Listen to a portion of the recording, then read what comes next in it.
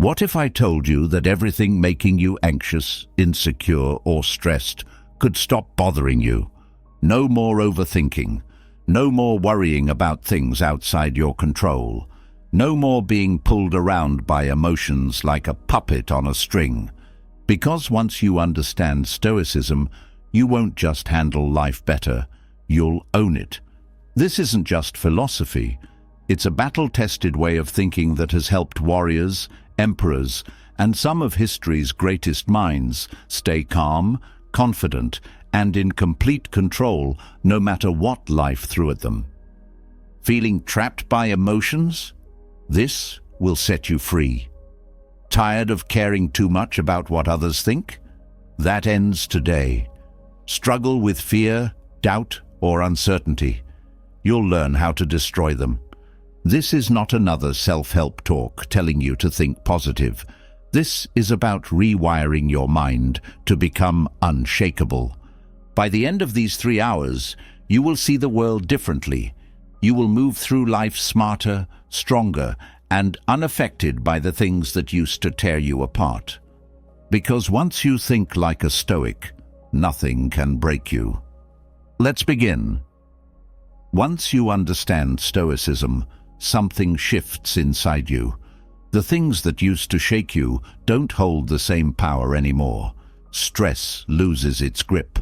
People's opinions stop defining your worth. Uncertainty no longer fills you with fear. Life starts to feel different, not because the world has changed, but because you have. That's what happens when you internalize Stoicism. It's not just about reading a few quotes or trying to stay calm when things go wrong. It's about rewiring your mind so deeply that stability becomes your default state. No matter what happens, betrayal, failure, rejection, financial loss, chaos, there is a part of you that remains still, untouched, and unshaken. This isn't something you're born with. It's something you train. Just like building muscle, stability comes from repeated discipline, mental conditioning, and learning to see the world through a different lens. It's about replacing old reactions with new responses, shifting from emotional chaos to controlled clarity. This is not about suppressing emotions or pretending to be unaffected. It's about building such a strong foundation that nothing outside of you can shake what's inside of you. This is the core of Stoicism, the ability to walk through life with an unshakable mind, no matter what storms come your way. A mind that is unshakable is not one that avoids hardship, but one that understands it. When most people experience problems, they feel like victims of their circumstances. They react emotionally, letting fear, anger, or sadness take over. They spiral into thoughts of "why is this happening to me?" or "this isn't fair." They believe peace comes when the external world is perfect, when people treat them well, when life goes according to plan, when they achieve success.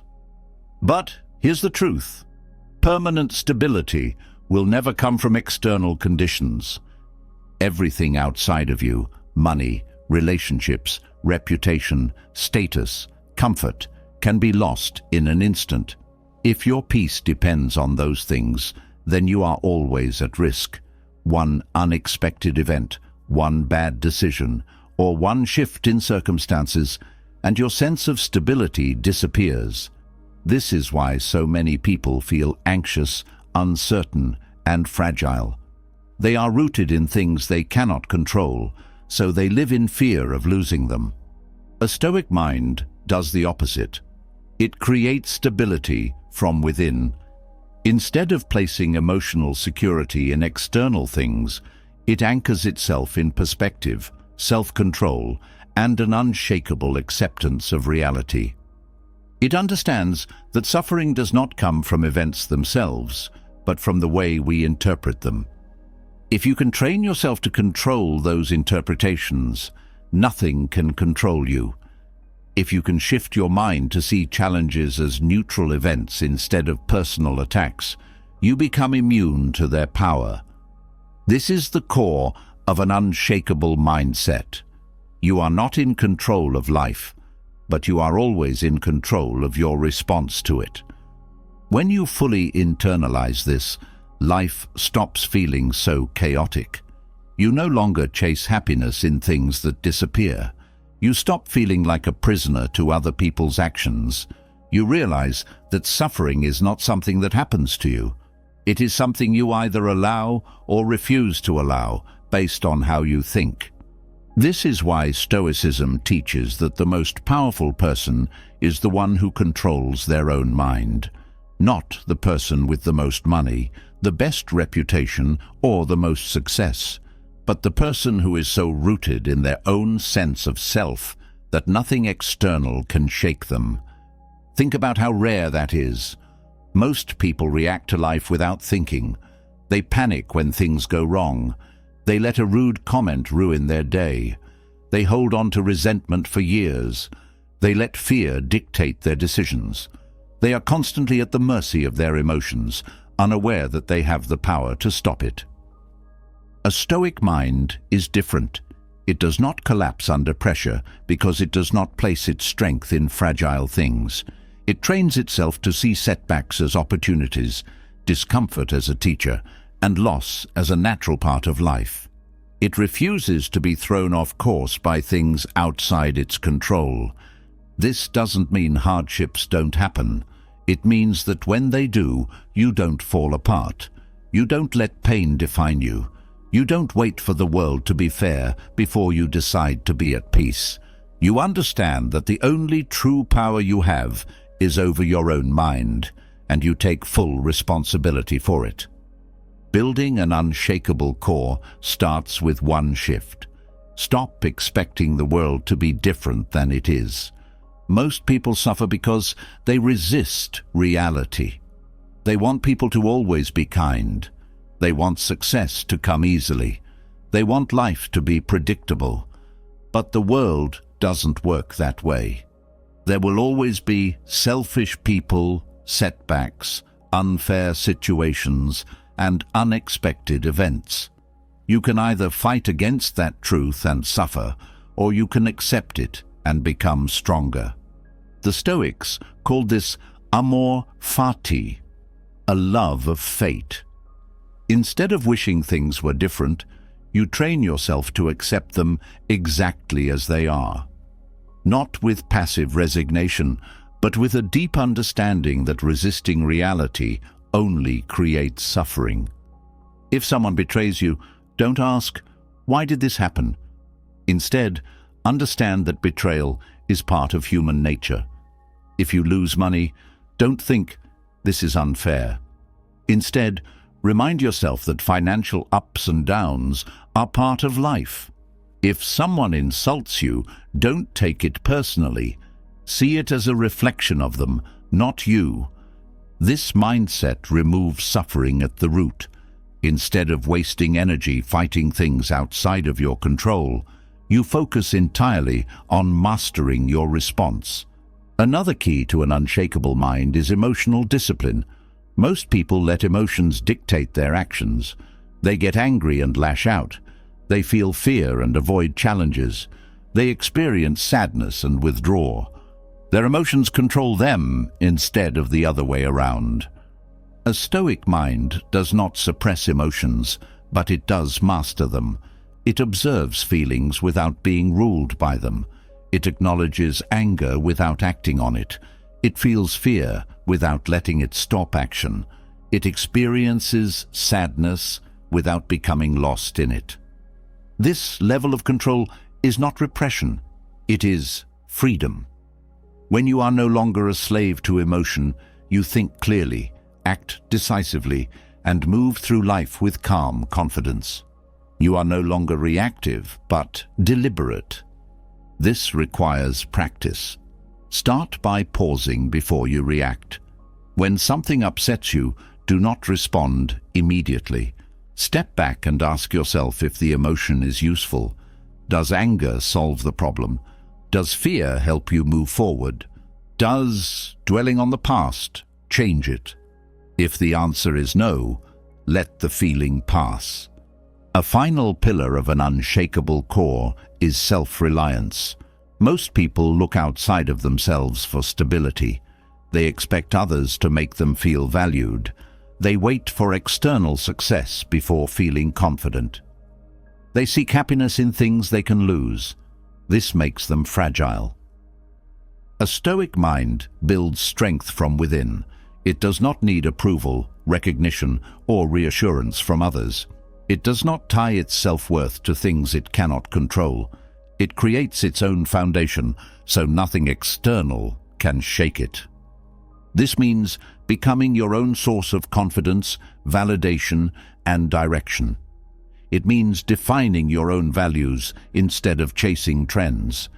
It means standing firm in what you believe, even when the world disagrees. It means developing the ability to be alone without feeling lonely, to work in silence without needing recognition, and to move forward without waiting for permission. When you no longer rely on external things for inner stability, you become untouchable. No rejection, failure, or setback can break you because your foundation is within you, not outside of you. This is what it means to have an unshakable core.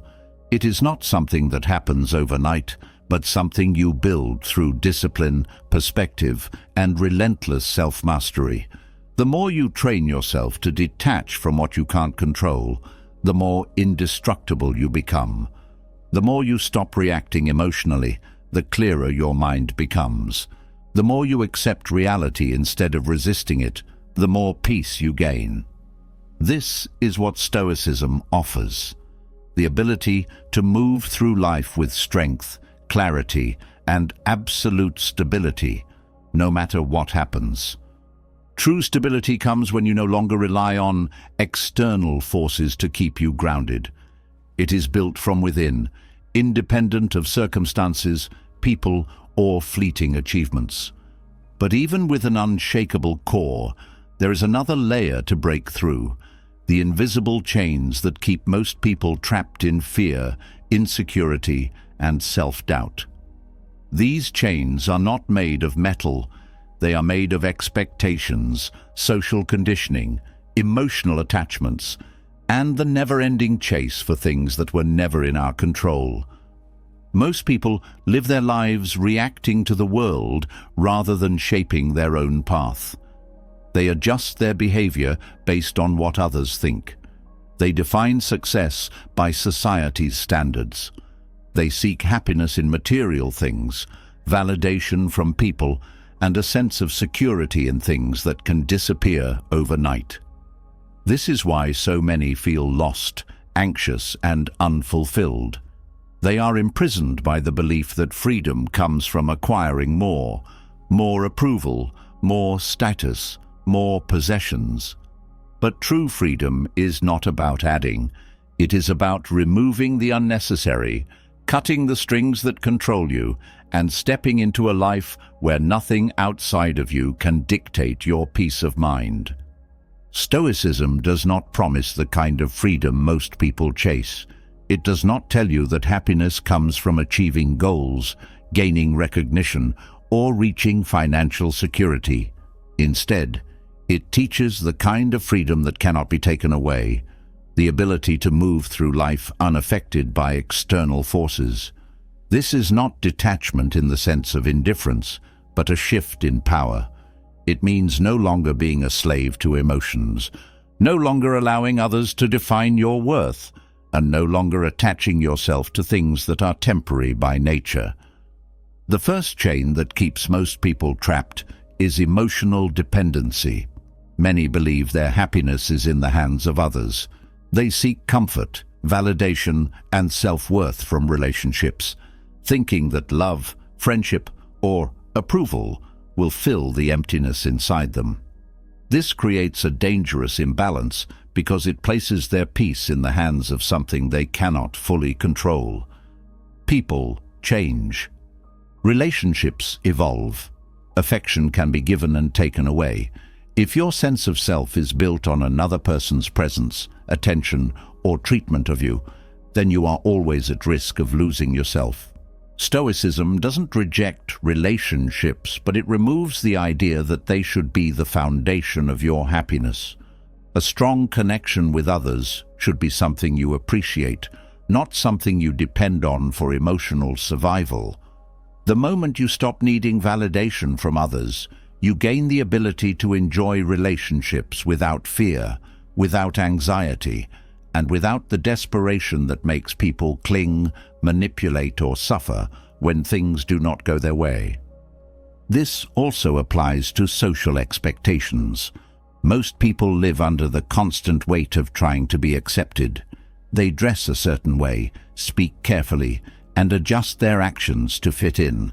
They want to be liked, respected, and admired. They chase approval without realizing they are making themselves prisoners to the opinions of others. When you seek validation from people, you hand them the power to control your emotions. If they praise you, you feel good.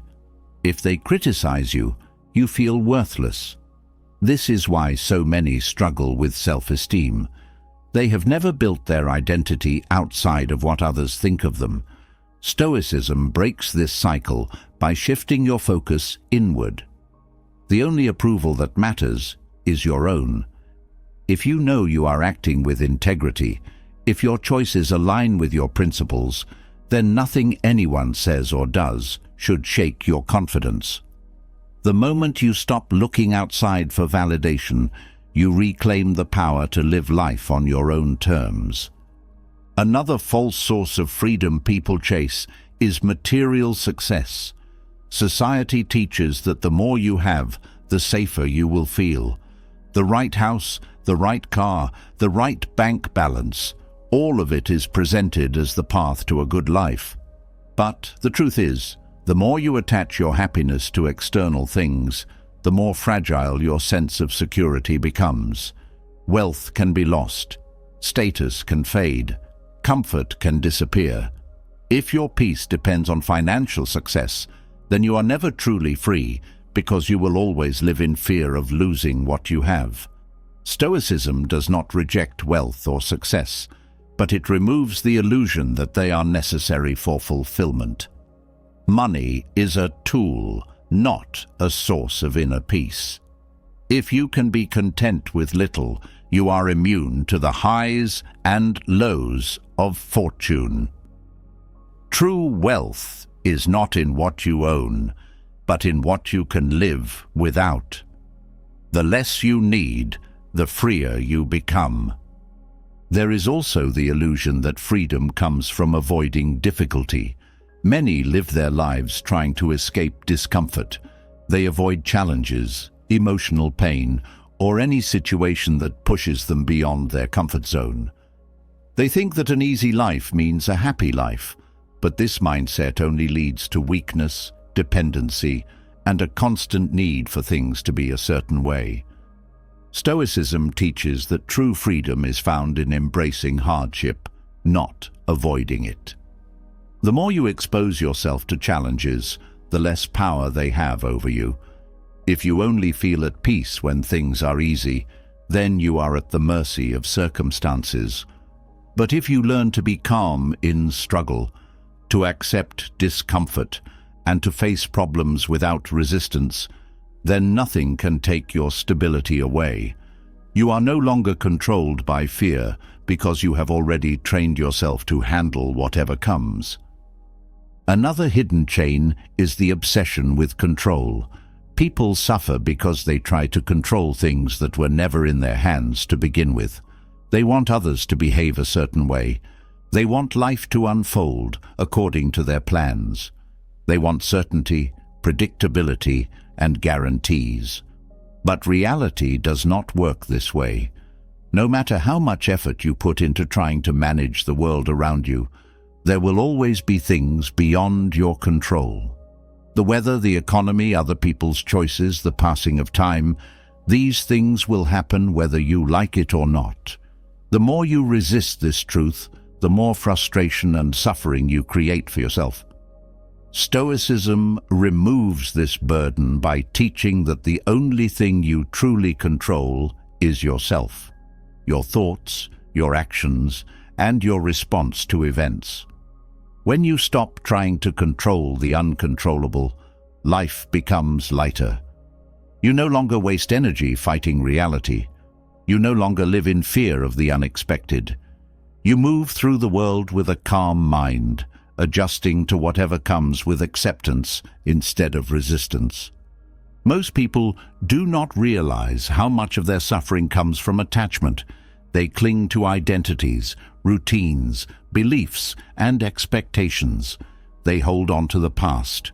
They resist change. They fear losing what they know. But all of these things are temporary. Time moves forward. Circumstances shift. Nothing remains the same.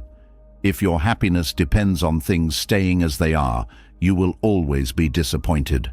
Stoicism teaches detachment, not in the sense of indifference, but in the ability to let go when necessary, the ability to appreciate something without needing to keep it forever, the ability to experience joy without fearing its end.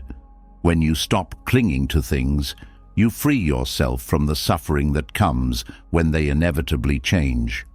You learn to enjoy the present without grasping, to embrace new beginnings without resistance, and to move forward without the weight of the past holding you down. Freedom is not in escaping life's difficulties, but in facing them without fear.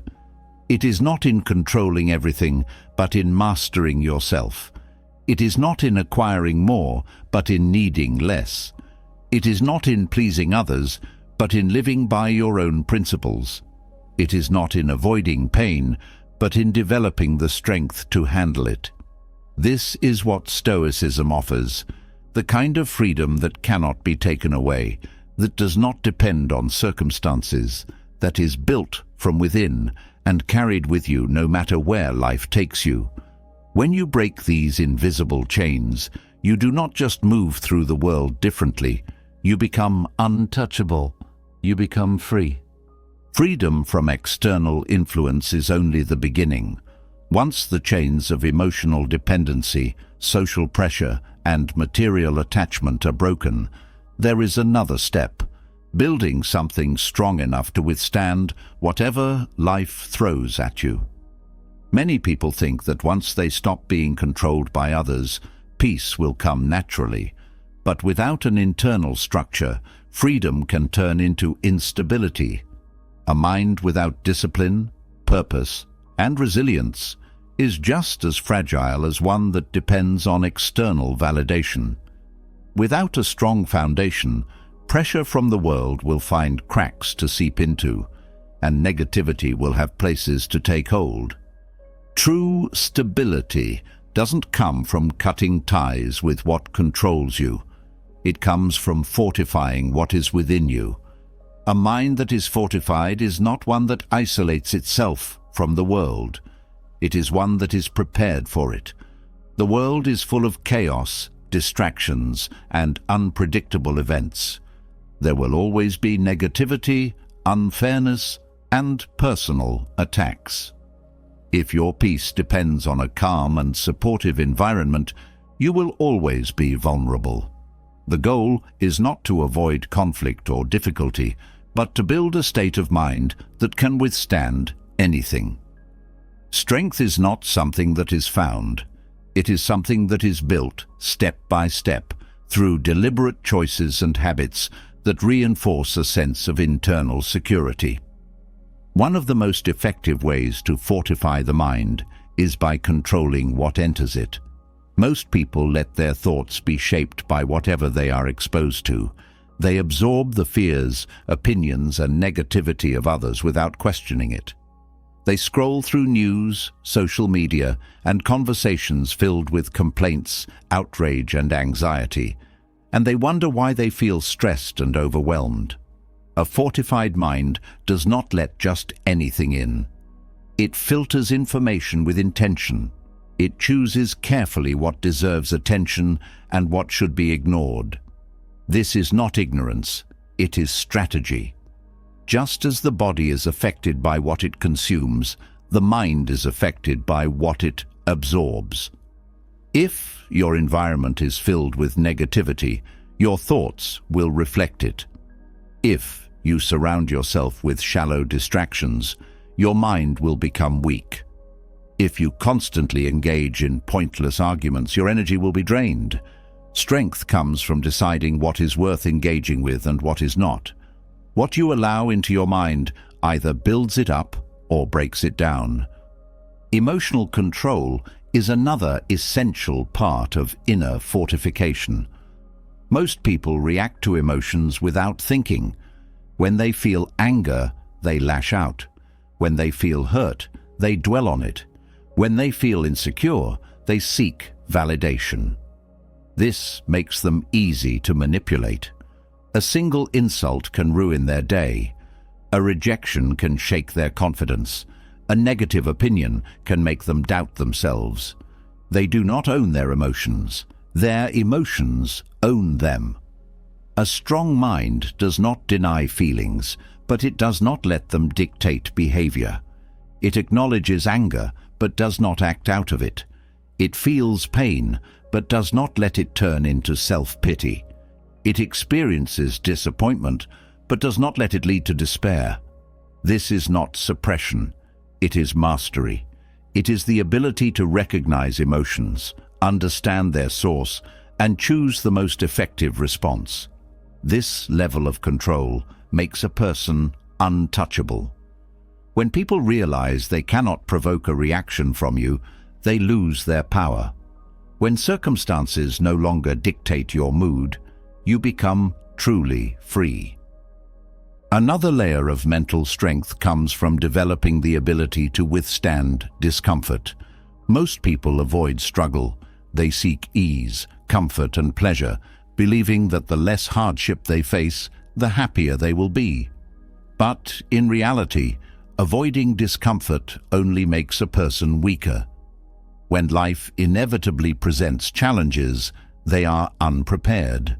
They lack the mental endurance to push through hardship because they have spent their lives running from it. A fortified mind does the opposite. It seeks out controlled discomfort. It understands that stress, pressure, and hardship are not things to be feared, but things to be trained in. Just as the body grows stronger through resistance, the mind grows stronger through difficulty. The more a person willingly exposes themselves to challenges, the less fragile they become. They build endurance by stepping outside their comfort zone regularly, by testing their limits, by proving to themselves that they can handle discomfort and uncertainty. They do not wait for motivation to act. They do not rely on perfect conditions to start. They train themselves to be functional under pressure, so that when life inevitably becomes difficult, they are already prepared. A strong mind also requires a clear sense of personal values. Without them, a person is easily swayed by the opinions and expectations of others. They move through life reacting rather than deciding. They shift their beliefs to fit in, compromise their integrity to avoid conflict, and let circumstances dictate their direction. This creates weakness because they have no internal compass. They do not stand for anything, so they fall for everything. A fortified mind is built on clear principles that do not change based on convenience. It knows what it values, what it stands for, and what it refuses to compromise on. This makes decision-making easier. There is no need for endless debate or overthinking. When values are strong, choices become clear. This kind of clarity creates stability. No external force can pressure a person into abandoning what they deeply believe. No manipulation can make them doubt their principles. They do not need approval because they already know they are acting in alignment with what matters to them. Mental resilience is also built through self-reliance. Many people depend on external circumstances for their motivation and discipline. They wait for the right mood to take action. They rely on others to push them forward. They look for inspiration before they start. This makes them inconsistent and fragile. They only move when conditions are favorable. A strong mind does not rely on motivation or external forces. It moves forward regardless of feelings. It is driven by commitment rather than fleeting emotions. It does not need perfect conditions to act. It acts because it has trained itself to do so. This ability to push forward without needing external validation creates immense strength. It removes excuses. It eliminates procrastination. It turns effort into a natural habit rather than a struggle. A person who is self-reliant does not need to be pushed or reminded. They know what needs to be done, and they do it. Another key part of inner fortification is mastering the ability to stay calm under pressure. Many people collapse the moment they face stress. Their thoughts become chaotic, their emotions spiral, and they make rash decisions. This is not because the situation is impossible, but because they have never trained themselves to maintain composure. A strong mind operates differently. It treats pressure as a challenge to be met with clarity, not panic. It slows down when others rush. It analyzes before reacting. It does not let stress create unnecessary tension. Calmness is not a passive state. It is an active choice. It is developed through repeated exposure to high-pressure situations and training the ability to remain level-headed. The more a person practices remaining still in moments of chaos, the more natural it becomes. This makes them an anchor in times of crisis. When others lose control, they stay centered. When people around them panic, they remain steady. This kind of presence is rare, and it commands respect. Mental strength is also built through the ability to let go. Many people carry emotional burdens for years. They hold on to past mistakes, grudges, and regrets.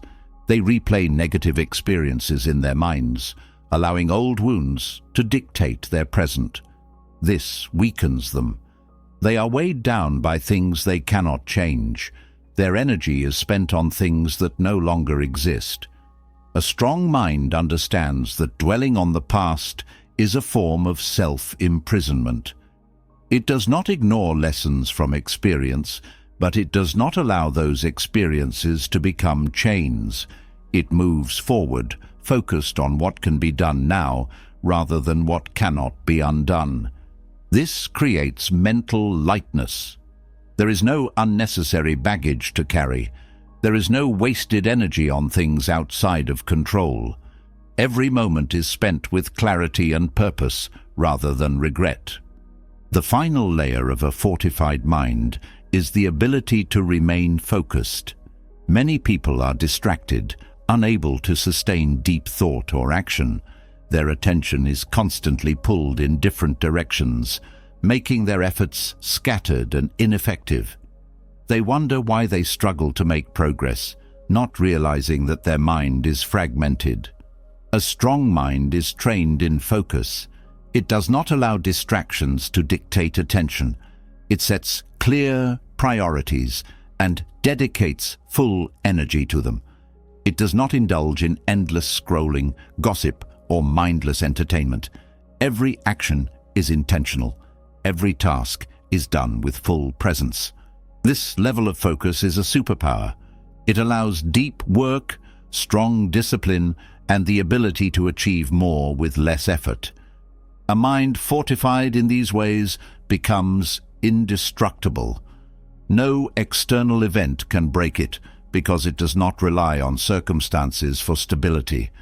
No insult, setback, or hardship can shake it because it is trained in resilience. It moves through the world with confidence, clarity, and control.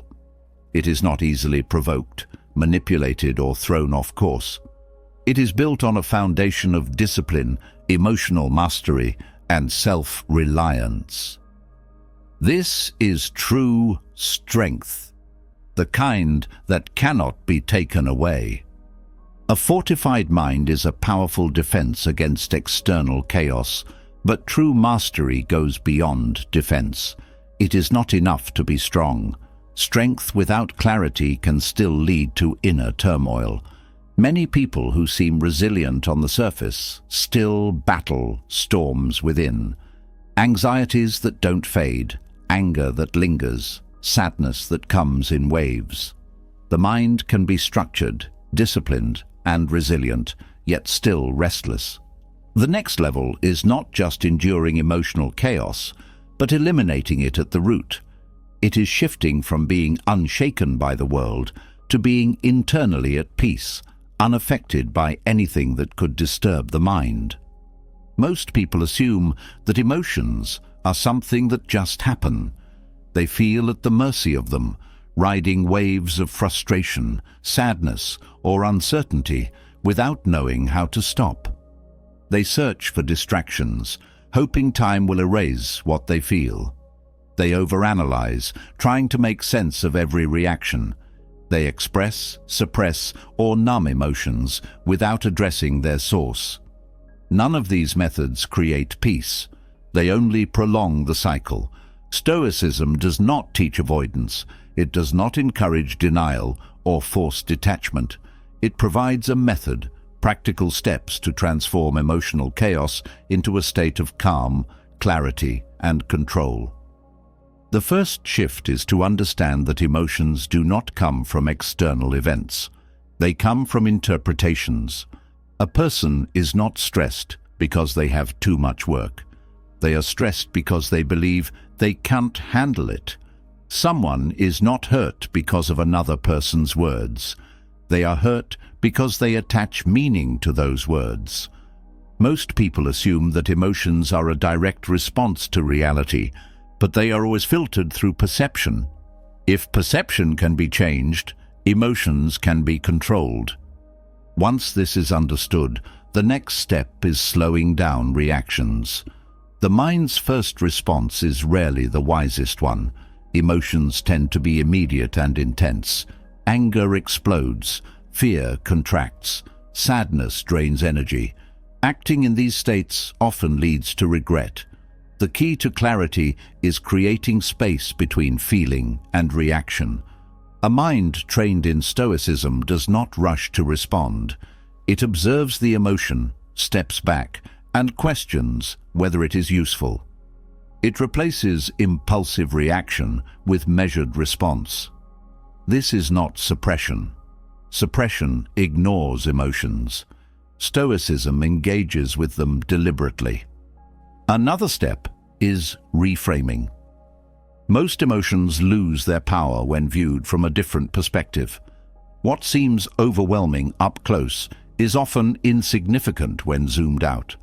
Stress about the future becomes unnecessary when seen through the lens of impermanence. Anger fades when viewed as an opportunity for self-discipline. Frustration dissolves when reinterpreted as a test of patience. Reframing does not mean lying to oneself. It means seeing things in a way that removes unnecessary suffering. Life is full of neutral events that the mind labels as good or bad. A neutral event carries no burden. The burden comes from interpretation. Shifting perception shifts emotional response. Another tool for clarity is detachment from outcomes. People suffer most when they attach happiness to results outside of their control. They invest emotions into things that are uncertain. They set expectations on how people should act, how life should unfold, how events should turn out. When reality does not match expectation, disappointment follows. A Stoic mind does not place happiness in the hands of the uncertain. It focuses on effort rather than outcome. It commits to action but releases attachment to results. This removes stress, fear, and frustration. If success comes, it is welcomed. If failure comes, it is accepted without emotional resistance. Clarity is also found through acceptance. Many emotions are rooted in resistance, wanting something to be different than it is. People resist the past by dwelling on regrets. They resist the present by wishing it were easier. They resist the future by fearing what is unknown. This resistance does not change circumstances. It only creates tension. Stoicism teaches that peace comes from aligning the mind with reality, not fighting against it. Whatever has happened cannot be undone. Whatever is happening is already in motion. Whatever is coming will arrive whether one fears it or not. Accepting reality does not mean approving of everything. It means removing the wasted energy spent wishing things were different. A key practice for emotional clarity is simplifying thoughts. Many people overcomplicate their emotions, searching for deep explanations, revisiting the same problems, and feeding their own distress by endlessly analyzing. The mind is like water. When stirred, it becomes cloudy. When left still, it clears. A Stoic approach does not mean ignoring emotions. It means addressing them efficiently, then moving forward. Instead of asking, "Why do I feel this way?" it asks, "Is this thought useful?" Instead of searching for reasons, it searches for solutions. Overthinking traps emotions. Simplicity releases them. Discipline in emotions is another foundation of clarity. Many believe they must feel a certain way before they can act. They wait to be calm before making a decision. They wait to feel motivated before starting something.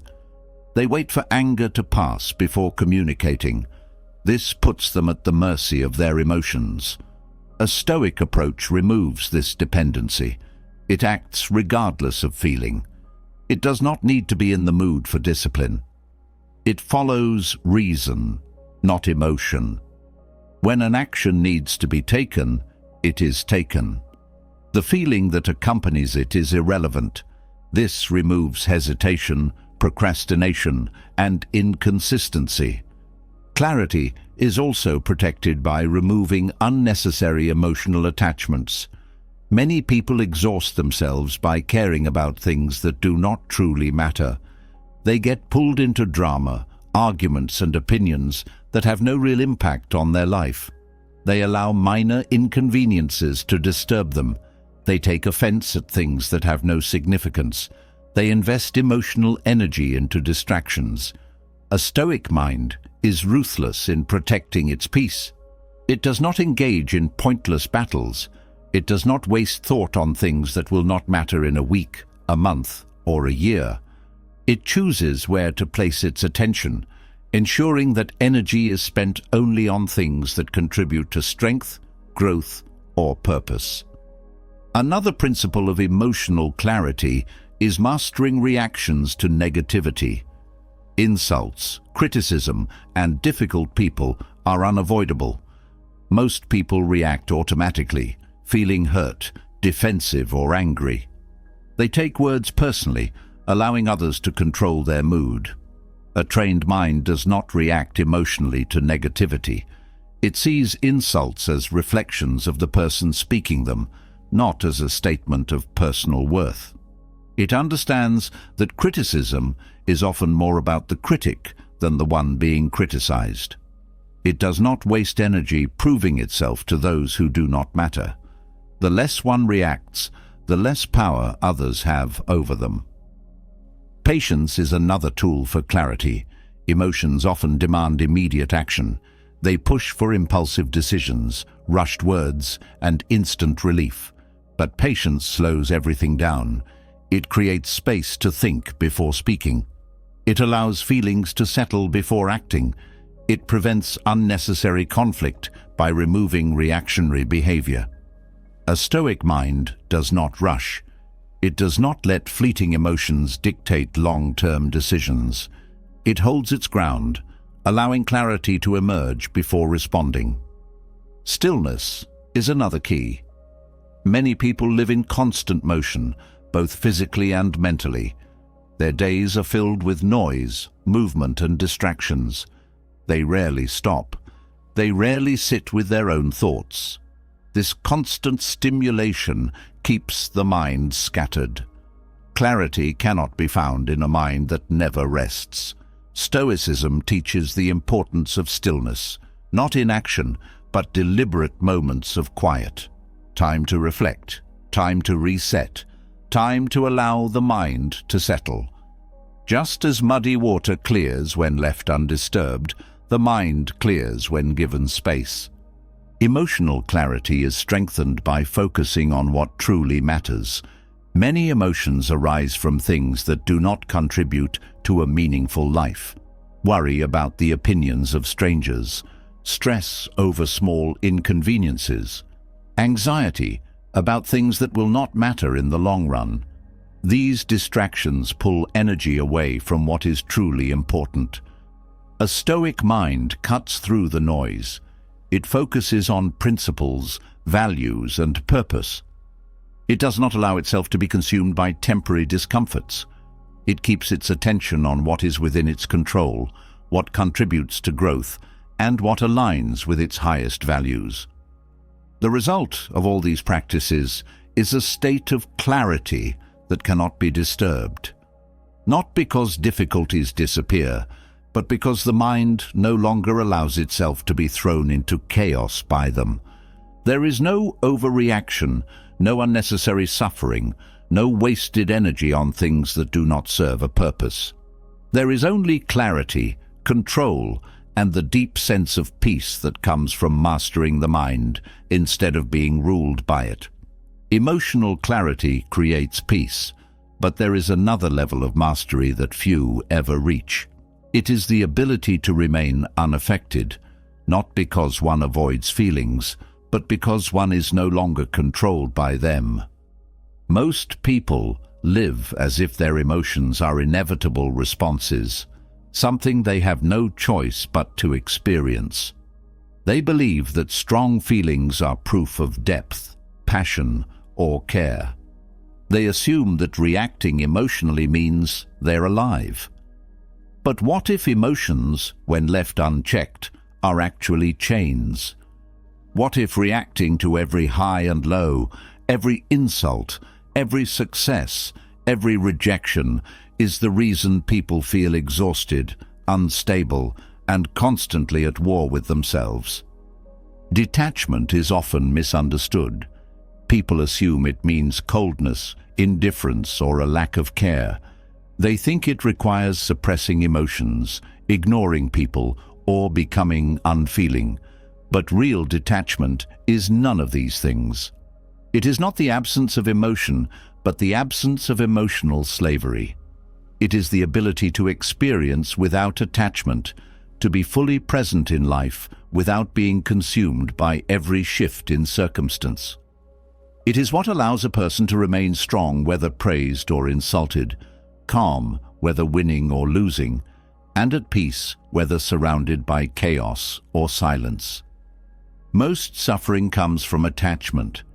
People attach their happiness to outcomes, their self-worth to opinions, their identity to relationships. They invest emotions in things they cannot control, and when those things change, disappear, or disappoint, they fall apart. They grip tightly to expectations, demanding that life unfold a certain way, that people behave as they wish, that reality aligns with their desires. When this does not happen, frustration, sadness, or anger follow. They believe this is natural, that strong emotions are proof of deep connection, when in reality it is proof of dependence. The Stoics understood that emotional detachment is not about avoidance, but about power. It is what allows a person to be in the world fully, but never at its mercy. It is what enables someone to enjoy success without becoming addicted to it, to experience loss without losing themselves, to love without fear of heartbreak. It is not a withdrawal from life, but an elevation above it. It creates the ability to function at the highest level because nothing external has the power to control the mind. One of the first steps to mastering detachment is understanding that most emotions are conditioned responses. People are trained from childhood to react a certain way to praise, failure, rejection, or uncertainty. They are taught that success should bring happiness, that loss should bring sadness, that love should bring fulfillment. These beliefs are rarely questioned, and because of this, emotions feel automatic. But they are not. Every emotional reaction is a choice, even if it does not feel like one. The moment this is realized, detachment becomes possible. A detached mind does not mean a lack of feeling. It means the ability to observe emotions without being controlled by them. It is the ability to step back from reactions and choose a response instead of blindly following a conditioned pattern. Instead of being consumed by anger, a detached person notices it, acknowledges it, and lets it pass. Instead of being overwhelmed by anxiety, they recognize it as a temporary state that does not need to dictate action. Instead of being devastated by failure, they see it as a neutral event that carries no meaning except the lesson it provides. Detachment is especially powerful in relationships. Most pain in human connection comes from attachment. Attachment to how others should treat us. Attachment to how long relationships should last. Attachment to how people should behave. When expectations are not met, disappointment follows. A detached person loves fully, but does not cling. They give without expecting anything in return. They remain present without needing guarantees. They understand that all relationships are temporary in some way. People change, life shifts, circumstances evolve. Instead of resisting this, they embrace it. This does not make them distant or cold. It makes them free. They do not live in fear of loss because they do not demand permanence. They appreciate what is without trying to make it last forever. Another area where detachment is transformative is in dealing with criticism and praise. Most people spend their lives chasing approval and avoiding judgment. They feel good when praised and wounded when criticized. This makes them slaves to the opinions of others. A detached person understands that external opinions have no real weight. Praise does not add value, and criticism does not take it away. Both are temporary, both are subjective, and both are irrelevant to a person who already knows their worth. They do not seek validation, nor do they fear rejection. Their sense of self is built from within, and because of this, they remain unaffected by what others say or think. Material detachment is another form of freedom. Most people attach their identity to possessions, believing that wealth, status, or luxury will bring fulfillment. They chase more, never feeling satisfied, because external things can never fill an internal void. A detached person sees material success as neutral. They use wealth if they have it, but they do not need it to be at peace. They can enjoy comforts without being addicted to them. They can live simply without feeling deprived. Their happiness is not tied to how much they own, and because of this, they are never afraid of loss. Detachment also applies to the past and the future. Many people are haunted by what was or what could be. They replay past mistakes, regrets, or traumas, allowing old wounds to define them. Others live in constant anxiety about what is to come, fearing uncertainty, obsessing over what might happen. Neither of these states serve them. A detached person does not dwell on the past because it no longer exists. They do not worry about the future because it has not yet arrived. They focus only on what is real, the present moment. This does not mean they ignore planning or reflection. It means they do not allow time to control them. They take lessons from the past and let the rest go. They prepare for the future, but do not live in fear of it. This allows them to remain fully engaged in the only place where life actually happens, right now. A crucial part of emotional detachment is mastering responses to conflict. Many people allow themselves to be provoked easily, A rude comment, a disagreement, or an insult can throw them into frustration, anger, or defensiveness. This is because they take things personally. They assume that every negative interaction is an attack on their identity. A detached person understands that most negativity from others has nothing to do with them. It is a reflection of the person speaking, their own insecurities, their own frustrations. Taking it personally only gives it power. A detached person does not react emotionally to conflict. They remain calm, choose their responses wisely, and refuse to waste energy on meaningless arguments. They understand that silence is often the most powerful response. Detachment also creates an advantage in decision-making. Most mistakes come from reacting emotionally, rushed choices made in anger, fear-based decisions, overreactions to stress. A detached mind does not operate from impulse. It considers, analyzes, and acts with precision. It does not allow momentary emotions to dictate long-term consequences. This makes a person unshakable under pressure. While others panic, they remain composed.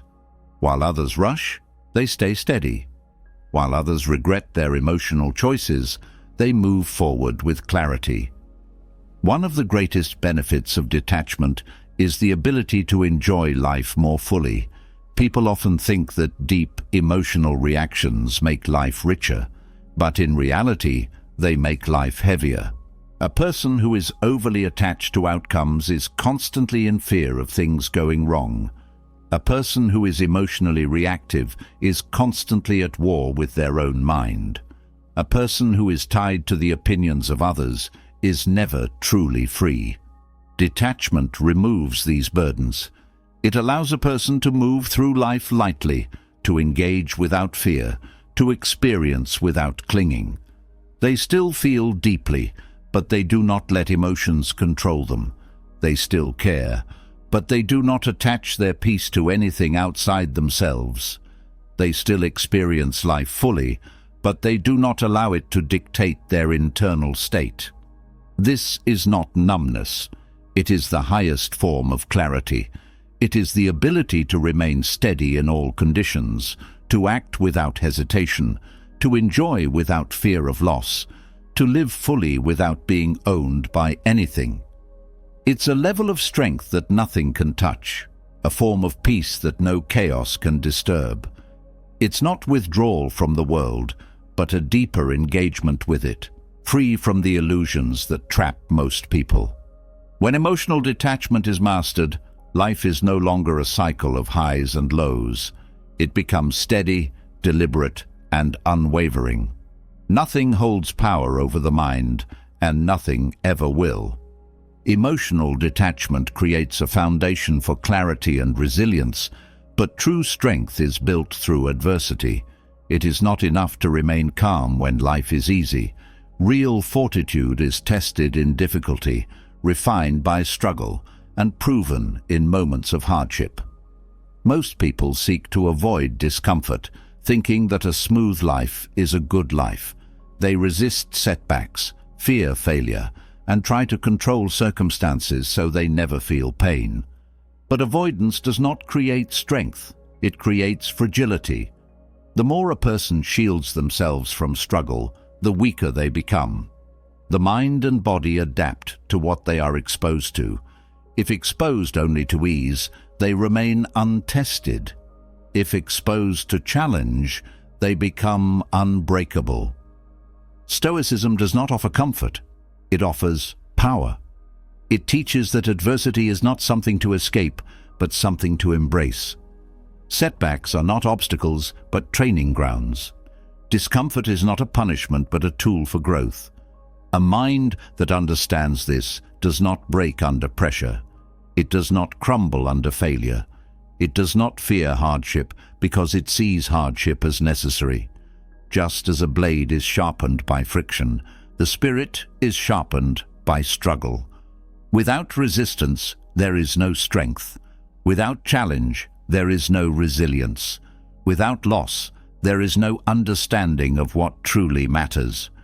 The first shift from fragility to fortitude is changing the relationship with discomfort.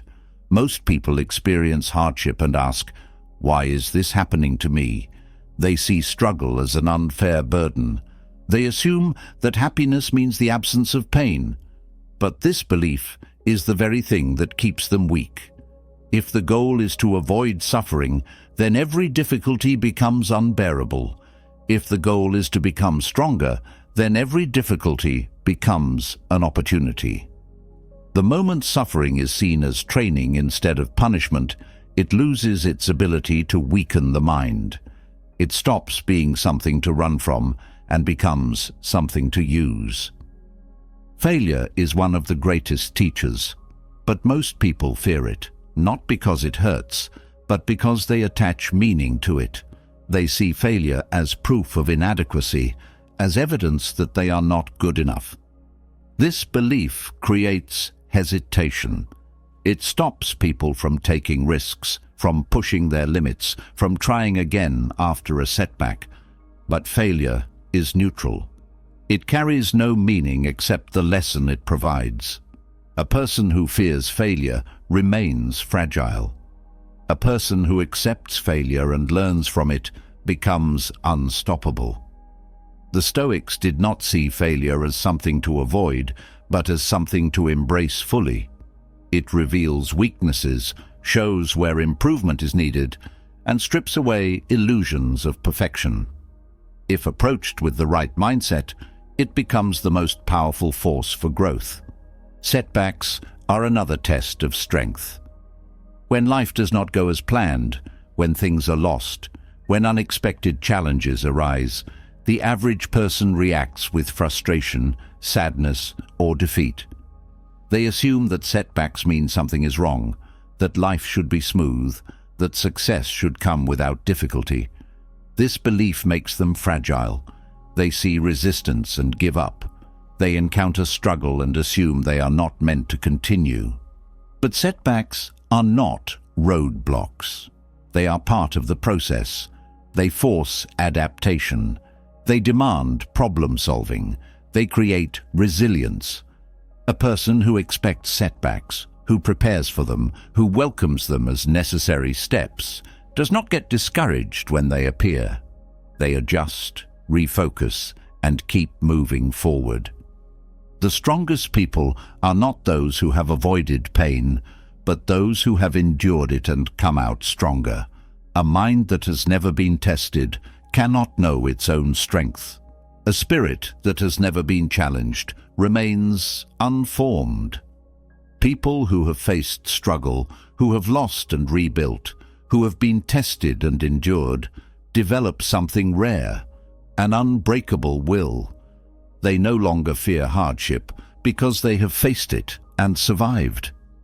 They no longer panic in uncertainty because they have proven they can adapt. They no longer let external events dictate their internal state because they have seen how little control they truly have and have accepted it fully. Greater than. Hardship is a choice for those who seek strength. Most people avoid voluntary difficulty, doing only what is comfortable, never pushing themselves beyond what is easy. This keeps them weak. They are unprepared when real hardship arrives because they have never trained for it. Those who deliberately expose themselves to discomfort develop an advantage. They practice discipline. They take on challenges when they do not have to.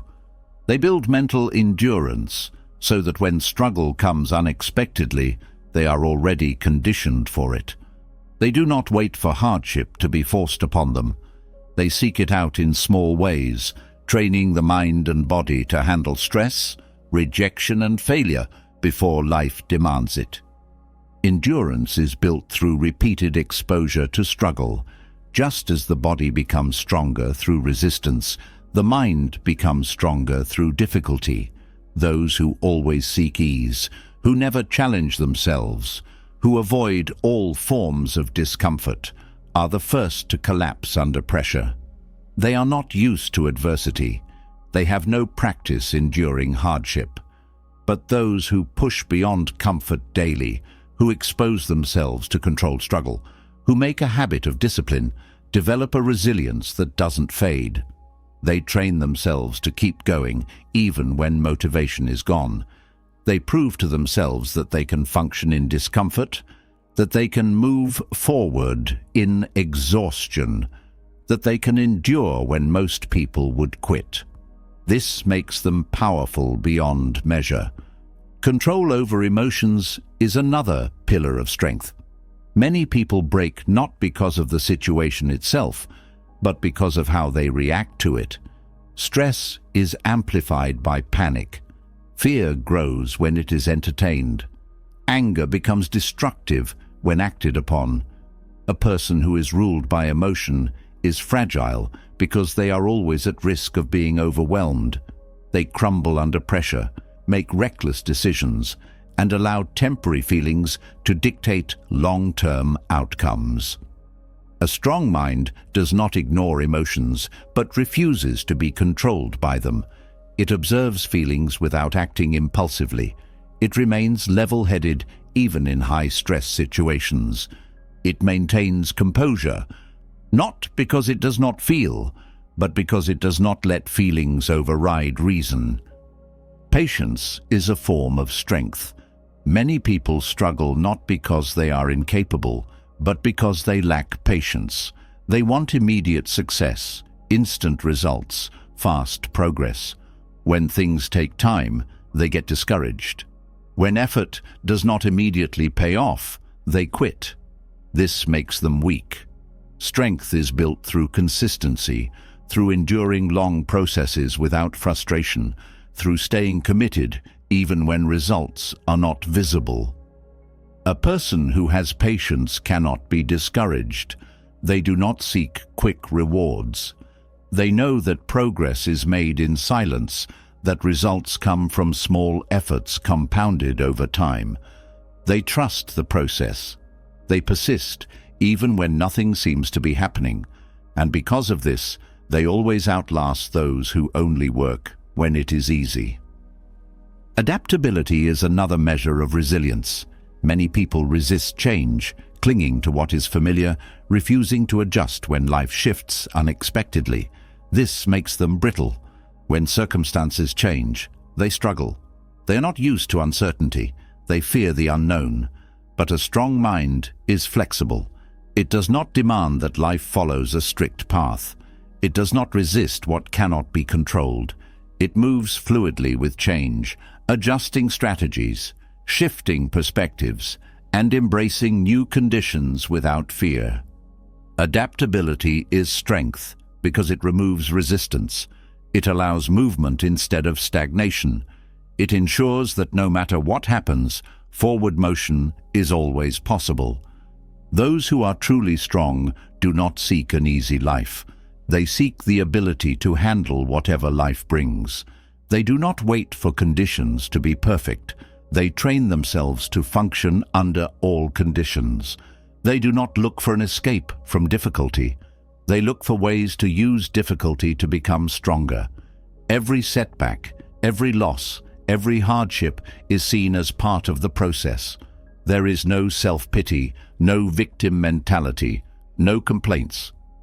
There is only acceptance of what is and the determination to move forward. Weakness is not a permanent state. It is a choice, reinforced by avoidance and hesitation.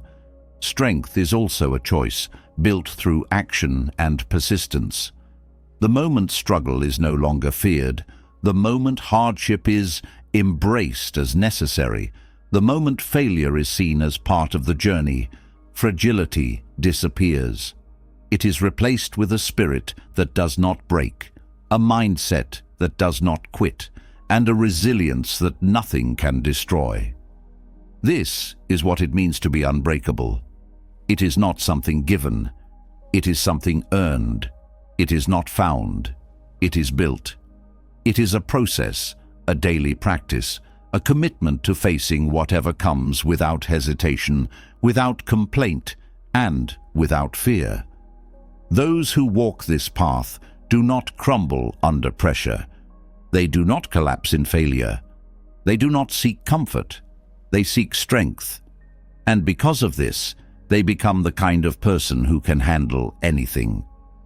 Strength is not only built through enduring hardship, but also through protecting the mind from unnecessary burdens. A powerful spirit can endure struggle, but true resilience comes from mastering what enters the mind in the first place. Most people train their bodies, manage their time, and structure their daily routines, yet they leave their thoughts unguarded. They allow distractions, negativity, and worthless opinions to take root, not realizing that every thought they entertain shapes their emotions, decisions, and ultimately their reality. If the mind is left unfiltered, it becomes cluttered with unnecessary worries, external pressures, and destructive narratives that weaken focus and clarity. A strong person is not just one who endures difficulty, but one who refuses to be poisoned by mental noise. The mind is constantly exposed to external influences. Conversations, media, social environments, and internal narratives all contribute to the way thoughts are formed. Without discipline, the mind passively absorbs everything around it. Gossip, outrage, criticism, fears, all of these slowly shape perception. Without conscious effort, they become ingrained, turning into default responses, shaping moods, and influencing actions without being questioned. A person who does not filter their thoughts is constantly reacting rather than thinking, controlled by external voices rather than their own principles. They feel overwhelmed, not because life is chaotic, but because their thoughts are filled with unnecessary noise. Stoicism teaches that the mind must be guarded like a fortress. It is not enough to remove external distractions. One must also filter internal dialogue. Many people assume their thoughts are automatic, but most of what enters the mind is a reflection of what they expose themselves to. The way a person speaks to themselves is often an echo of what they have heard from others. Criticism from childhood, negative influences from peers, opinions from society. These shape internal dialogue, whether they are true or not. Those who do not examine their thoughts believe everything their mind tells them. But not all thoughts are worthy of belief. The mind, if left unchecked, can be an enemy.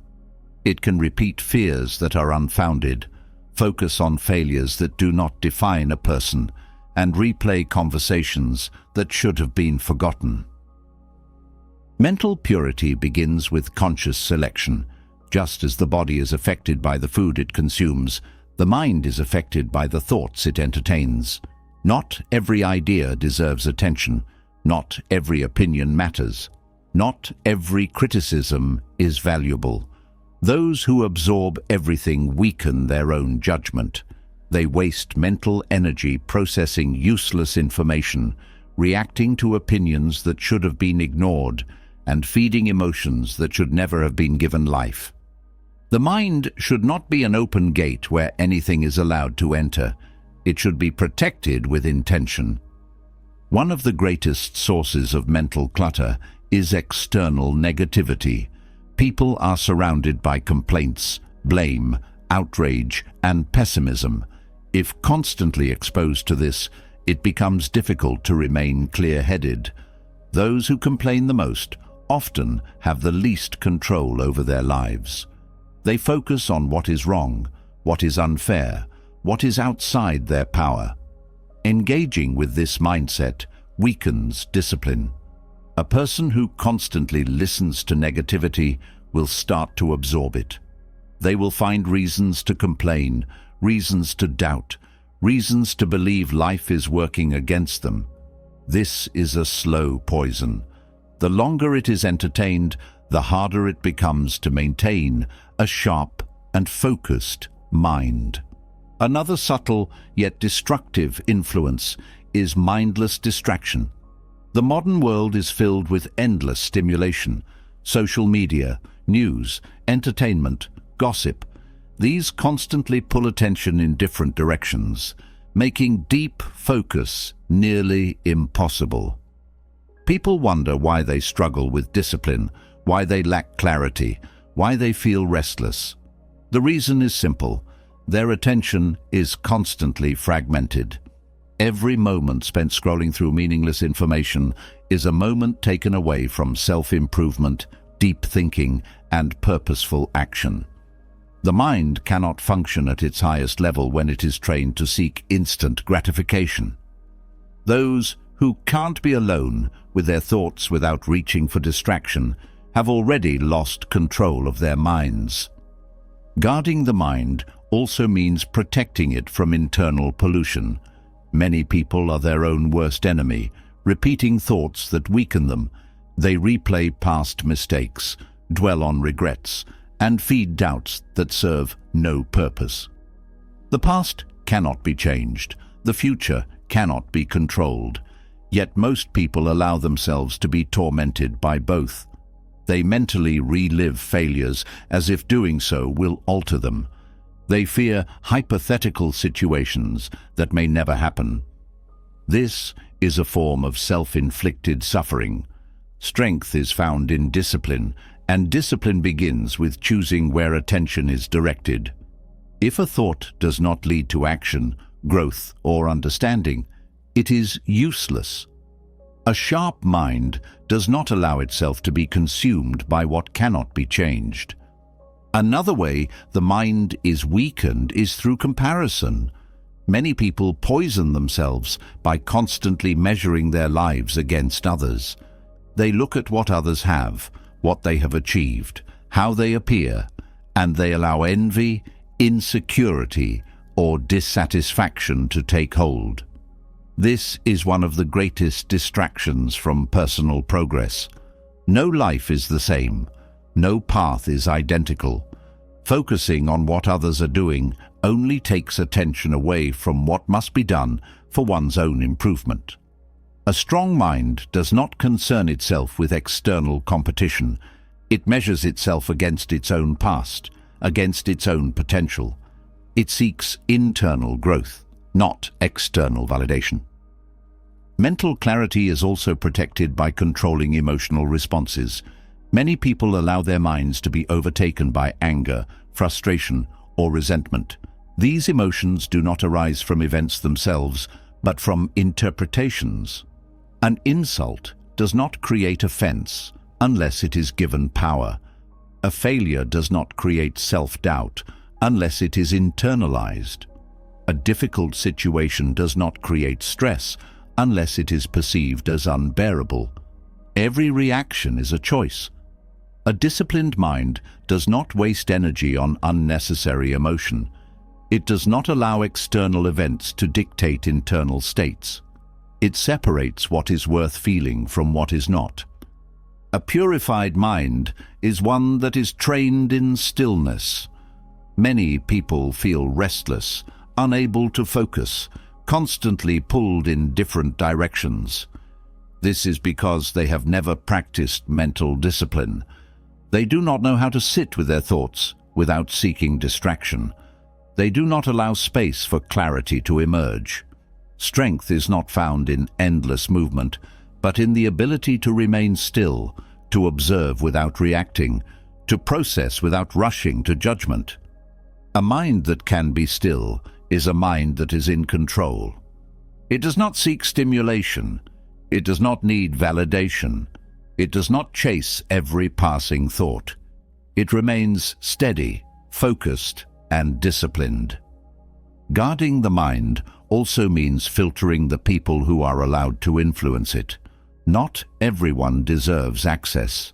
Many people are careless with their words, projecting their own fears, insecurities, and weaknesses onto others.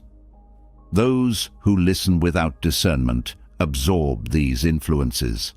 A sharp mind does not let just anyone shape its thinking. It is selective with advice, discerning with opinions, and deliberate with who is allowed into its inner circle. If a person does not encourage growth, challenge weakness, or offer wisdom, their voice is not needed. Mental purity is not about eliminating all emotion, opinion, or external input. It is about selecting what deserves space. It is about training the mind to engage only with what strengthens it. It is about removing the unnecessary so that focus, clarity, and discipline can take its place. A person who does not guard their mind will always be pulled in different directions, unable to think deeply, unable to maintain self-control. A person who does will move through life with precision, unaffected by distractions, unshaken by external noise, and fully in control of their own mind. The result is a mind that is light but powerful, disciplined but flexible, sharp but at peace. It is no longer cluttered with things that do not matter. It no longer reacts to every passing thought. It no longer wastes energy on things beyond control. It remains clear, strong, and unwavering. This is true mental freedom, not the absence of thought, but the mastery of what enters, what stays, and what is allowed to shape perception. It is the foundation of all strength, the source of all discipline, and the key to achieving mastery over life itself. A mind that is clear, disciplined, and free from unnecessary noise is a mind prepared to face anything. But clarity alone is not enough. Strength is not just about reacting well to challenges. It is about being prepared before they happen. Most people move through life hoping things go their way, relying on luck, circumstances, or external stability to keep them afloat. When difficulties arise, they are caught off guard, overwhelmed, and unable to cope.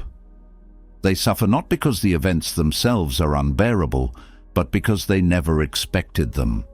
They believed life would be predictable, that comfort would last, that things would unfold according to their expectations. This illusion is what makes people fragile. It leaves them unprepared for reality, constantly shocked by setbacks, easily shaken by loss, and powerless in the face of uncertainty. Stoicism does not leave room for such weakness. It does not depend on ideal conditions or blind optimism. It prepares for reality as it is, not as one wishes it to be. One of its most powerful tools is Premeditatio malorum, the practice of anticipating difficulties before they arise. It is not negative thinking. It is not expecting the worst in a self-defeating way. It is strategic. It is a mental exercise designed to remove the element of surprise, to make hardship familiar before it happens, to strip uncertainty of its power. A mind that has already envisioned difficulty is a mind that is calm when it arrives. A person who has rehearsed loss, setbacks, and failure is never broken by them. Most people fear what they have never faced. They avoid thinking about worst-case scenarios because they believe doing so will make them more anxious. But the opposite is true. The more something is examined, the less intimidating it becomes. Fear is strongest when it is vague. It feeds on the unknown. But when a person deliberately brings their fears into focus, they shrink. They become manageable. When Premeditatio malorum is practiced, no event can truly catch a person off guard. They have already seen it. They have already prepared for it. They have already decided how they will respond. The power of this practice comes from shifting perspective. Most people only think about what they want to happen. They set goals, build plans, and focus on success. They rarely ask, what if this goes wrong? What if I lose what I have? What if I am forced to start over? These questions are uncomfortable, but ignoring them does not make reality any less harsh. It only makes suffering worse when things do not go as planned. Those who refuse to think about loss suffer twice. once in the moment it happens, and once in the shock of realizing they were not ready. But those who have already rehearsed every possibility remain steady. They experience difficulty as something they have already faced in their mind. There is no panic, only execution of the plan they have already made. This method also removes emotional attachment to outcomes. Many people invest so much into their expectations that when things do not unfold as they hoped, they are devastated. They believe things must happen a certain way. They assume people must treat them fairly. They expect life to reward their efforts. When reality does not align with these assumptions, they fall into disappointment, anger, or despair. But a person who has already considered that things might go wrong is immune to such suffering. They have already accepted every possible outcome. They do not expect life to be easy. They do not assume fairness. They do not demand certainty. And because of this, they cannot be shaken when things take an unexpected turn. Premeditatio malorum is not an excuse for pessimism. It does not mean expecting failure and giving up before trying. It means preparing for both success and failure equally. It means having a plan not only for when things go well, but also for when they do not. It creates resilience by ensuring that no event, no loss, no hardship is ever completely unexpected. This does not eliminate difficulty, but it eliminates fear of difficulty. It removes hesitation. It replaces doubt with confidence. It allows a person to face challenges with the mindset of someone who has already been there before. Another benefit of this practice is that it strengthens decision-making. Most people hesitate when faced with uncertainty. They fear making the wrong choice. They delay action because they have not considered the consequences fully. But a person who has already thought through every possibility does not hesitate. They already know what they will do if things go right. They already know what they will do if things go wrong. They have rehearsed every scenario, and because of this, they are decisive. They move forward without fear, knowing that no matter what happens, they are prepared.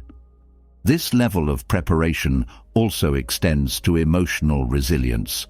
Most people struggle with emotional pain not because it is unbearable, but because they never considered that it was possible. They believe their relationships will always last. They assume that betrayal, loss, or disappointment are things that happen to others, not to them. When these things occur, they feel like their entire world is falling apart.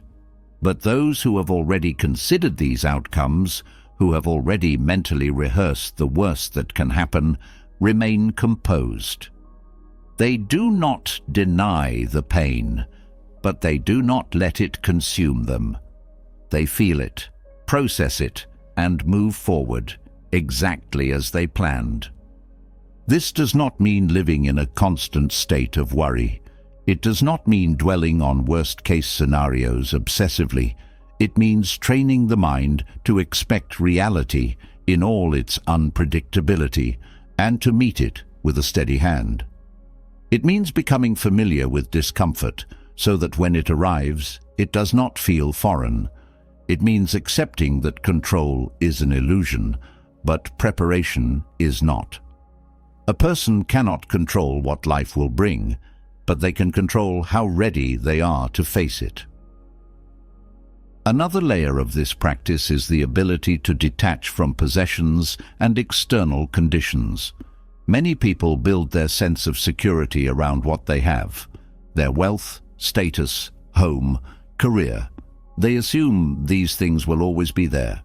But Premeditatio malorum forces a different question. What if I lost it all? What if everything I have was taken from me? This is not to create paranoia, but to remove dependence. A person who has already accepted loss in their mind does not live in fear of it. They do not cling desperately to what they own. They do not spend their life protecting things that can be taken away. They live freely, knowing that even if everything disappeared, they would still be whole. One of the most effective ways to practice this is through voluntary discomfort. This is the physical version of Premeditatio malorum. Instead of just thinking about hardship, a person experiences small doses of it deliberately. They endure cold, hunger, physical strain, inconvenience, not because they have to, but because they want to prepare. This trains the mind to remain steady under real hardship. It removes dependence on comfort. It ensures that when true difficulty arises, there is no panic, only familiarity. Another application of this method is in handling criticism and judgment. Many people fear what others will think of them. They hesitate to act, to speak, to make bold moves because they worry about rejection, ridicule, or failure. But Premeditatio malorum eliminates this fear by making a person face it before it happens. They ask themselves, what if I am criticized? What if people disapprove? What if I am rejected? And then they decide in advance how they will respond. They rehearse staying calm, staying grounded, staying unaffected. When the moment comes, they are not surprised. They do not react emotionally. They are prepared. Premeditatio malorum also strengthens patience. Many people struggle with waiting, with setbacks, with things taking longer than expected. They grow frustrated when life does not move at the speed they desire. But those who've already considered that things will not go as planned do not experience this frustration. They have already accepted delays, obstacles, and challenges as part of the process. They do not waste energy on resistance. They endure without complaint because they expected it. This practice does not just prepare a person for difficulty, it makes life easier. It removes unnecessary suffering by removing surprise. It eliminates the mental chaos that comes from unrealistic expectations. It replaces fear with confidence. It allows a person to walk through life knowing that whatever comes, they are ready. They have already faced it in their mind. They have already accepted every outcome. And because of this, they move forward with complete clarity, unwavering strength, and a level of resilience that nothing can shake. Anticipating difficulty removes the element of surprise, but preparation alone is not enough. When problems arise, when decisions must be made under pressure, when life demands immediate action, the ability to think clearly and respond effectively separates those who crumble from those who overcome. Many people panic in moments of uncertainty. They overthink, hesitate, or react emotionally. Their decisions are based on fear, impulse, or the need for immediate relief rather than logic and strategy. This makes them easy to defeat, not because their challenges are insurmountable, but because their approach to solving them is weak. Stoicism teaches that problems are not obstacles, but opportunities to apply wisdom. The way a person approaches difficulty determines whether they grow stronger or remain stuck. The first step in solving any problem is to remove emotion from the equation. People often make decisions based on how they feel, rather than what makes the most sense. They allow frustration, fear, or stress to cloud their thinking. This leads to rushed actions, poor choices, and unnecessary suffering. A Stoic mind does not ignore emotion, but it does not let emotion dictate action. It recognizes that feelings are temporary, while consequences are lasting. A strong mind approaches problems with the same calm precision as a warrior entering battle. There is no place for panic, self-pity, or wishful thinking. The focus is not on complaining about the difficulty, but on understanding it fully.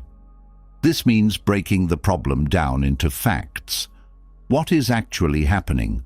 What are the controllable elements? What are the possible solutions? Many people get lost in hypothetical fears, creating additional problems in their minds that do not exist. They assume the worst, exaggerate risks, or believe they are powerless. But when a situation is analyzed with discipline, many of these illusions disappear. One of the most powerful Stoic strategies is to remove all assumptions and see reality as it is. Many problems are not as complicated as they seem, but people make them worse by attaching meaning, expectations, or emotions that do not belong. A challenge is just a challenge. A failure is just an event. A setback is just a change in direction. When things are stripped down to their core, solutions become clearer. The problem is no longer a personal attack or a disaster, but a neutral situation that requires action. The ability to detach from immediate emotional reactions allows a person to think long-term. Many people make the mistake of looking for quick relief instead of lasting solutions. They take actions that feel good in the moment, but create larger problems later. They react to stress with avoidance, to failure with quitting, to frustration with impulsive choices. A Stoic mind does not fall into this trap. It always considers the long game. What action leads to the best possible outcome over time? What choice aligns with reason rather than temporary feelings? This ability to zoom out and see the bigger picture prevents decisions that lead to regret. Decisiveness is another key to problem solving. Many people hesitate when faced with difficulty. They analyze endlessly, looking for the perfect choice, fearing that any mistake will lead to disaster. This indecision is more damaging than failure itself. When a person cannot commit to a course of action, they remain stuck, wasting time and energy without progress. A Stoic mind understands that no choice is ever guaranteed to be perfect. But action is always better than inaction. Clarity comes through movement. Adjustments can be made along the way. What weakens people is not making the wrong decision, but making no decision at all. A Stoic does not rush, but neither do they delay. They make decisions with confidence, not because they know everything, but because they are prepared to handle whatever follows. There is no fear of making a mistake, because mistakes are just lessons. There is no attachment to being right, because learning is more valuable than pride. They do not waste energy regretting past choices, because the focus is always on what can be done next. Every moment is an opportunity to adapt, to correct, to move forward. Another critical element of solving problems effectively is controlling perception. Many people suffer more from how they view a problem than from the problem itself. They see difficulty as unfair, setbacks as personal, failures and obstacles as impossible. This mindset creates unnecessary stress and weakens their ability to act. But if a problem is reframed, it loses its power. A difficult situation can be seen as an opportunity to develop strength. A failure can be seen as valuable information. An obstacle can be seen as a test of character. How a challenge is defined determines how it is approached. People who struggle with problem solving often let their thoughts spiral into worst-case scenarios. They assume that because something is difficult, it is impossible. They focus on what could go wrong instead of what can be done. They allow fear of failure to stop them before they even try. But a trained mind does not indulge in this kind of thinking. It focuses on what is within control, not on imagined disasters. It takes small steps forward rather than being paralyzed by the size of the challenge. Most problems do not require immediate solutions. They require clear thinking. A Stoic does not react impulsively, but allows time for logic to override emotion. They pause, assess, and move with intention. This is not avoidance. It is strategy. Many issues resolve themselves when they are given time, while others become clearer once the initial emotional response fades. Reacting too quickly often creates more damage than the problem itself. A steady mind waits until it can see all factors clearly before making a move. Another Stoic principle in problem solving is focusing only on what is actionable. Many people waste time on things outside of their control. They worry about what others think, about circumstances they cannot change, about events that have already passed. This is energy thrown away. The only thing that matters is what can be done right now. If a problem has no solution, it does not deserve attention. If it does, then energy should be spent on executing the solution, not on frustration or doubt. A key difference between those who struggle with problems and those who solve them effectively is mindset. Many people see obstacles as things that stop them. A Stoic sees them as things to move through. A person with a weak mindset waits for the problem to disappear. A strong person works through it. They do not seek escape. They seek mastery. In moments of high pressure, a Stoic relies on preparation rather than hope. Hope is not a strategy. Many people deal with problems by wishing they will resolve themselves. They wait for circumstances to improve, for motivation to return, for someone else to fix the situation. This is weakness. A strong person acts. They do not wait to feel ready. They do not wait for things to be easier. They take the next step forward, no matter how small. They train themselves to function even under stress, knowing that confidence is built through action, not through waiting. The ability to solve problems effectively is what separates those who lead from those who follow. It is what allows a person to remain strong in uncertainty, to make decisions without fear, and to turn challenges into stepstones rather than walls. A problem is never the real issue. The issue is always in how a person chooses to face it. The most powerful minds do not waste time in complaints, hesitation, or avoidance. They see what must be done, and they do it.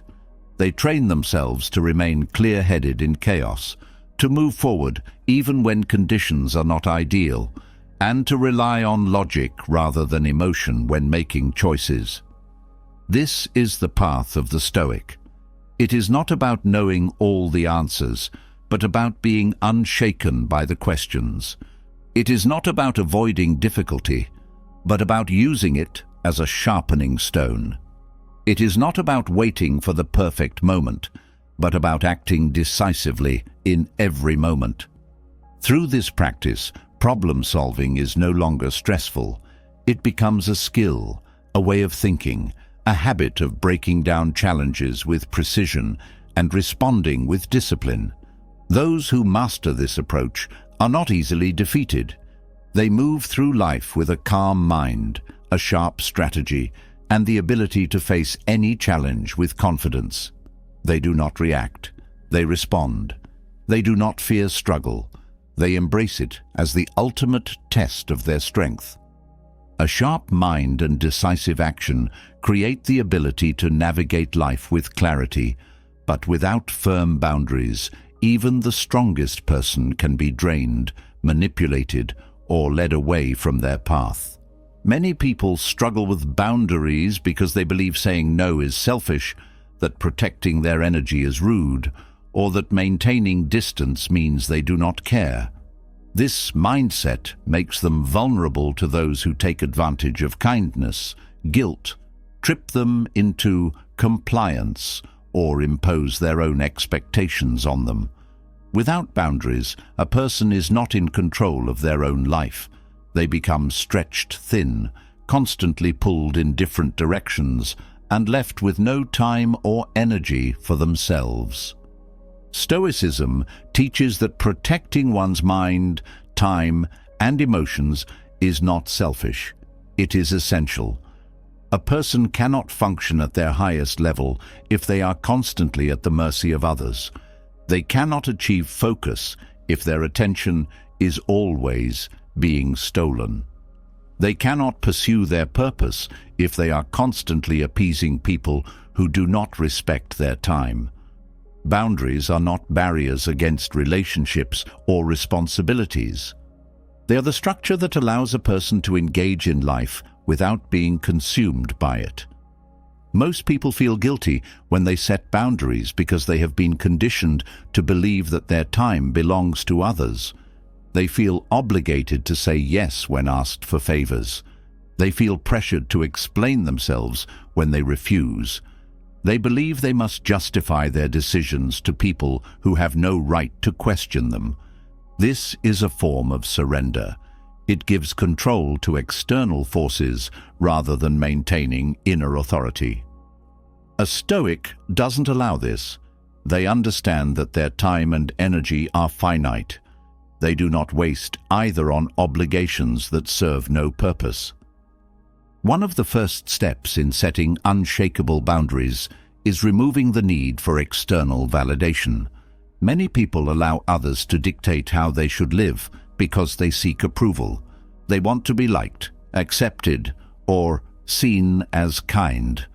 This makes them easy to manipulate. A person who needs constant approval will always be bending to someone else's will, but a Stoic is self-contained. They do not seek permission to set limits. They do not require understanding from those who do not respect them. They do not need to be liked to stand firm. Saying no is often difficult because people fear conflict. They worry about disappointing others, about being labeled as difficult, about damaging relationships.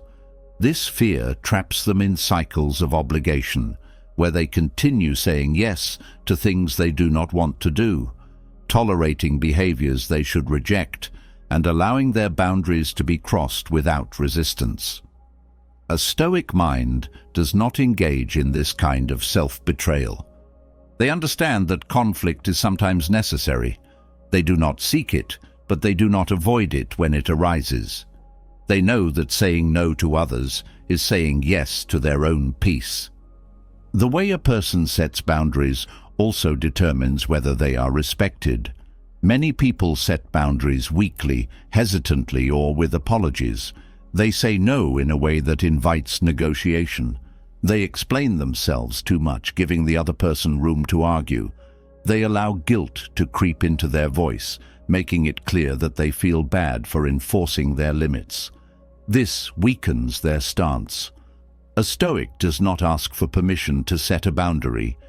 They state it simply, directly, and with calm certainty. There is no aggression, but there is also no room for debate. They do not over-explain, because a clear decision does not require justification. Enforcing boundaries requires consistency. Many people set boundaries but fail to uphold them. They say they will not tolerate certain behaviors, but then allow them. They say they will not be available at certain times, but then make exceptions. This inconsistency makes their boundaries meaningless. People learn that their words have no weight, that they can be pushed, convinced, or worn down. A Stoic does not allow this. They do not threaten consequences they are unwilling to enforce. They do not set limits that they do not intend to uphold. They do not bend under pressure. Their consistency earns them respect, not because they demand it, but because they demonstrate that they will not allow themselves to be swayed. One of the greatest challenges in maintaining boundaries is dealing with those who react negatively.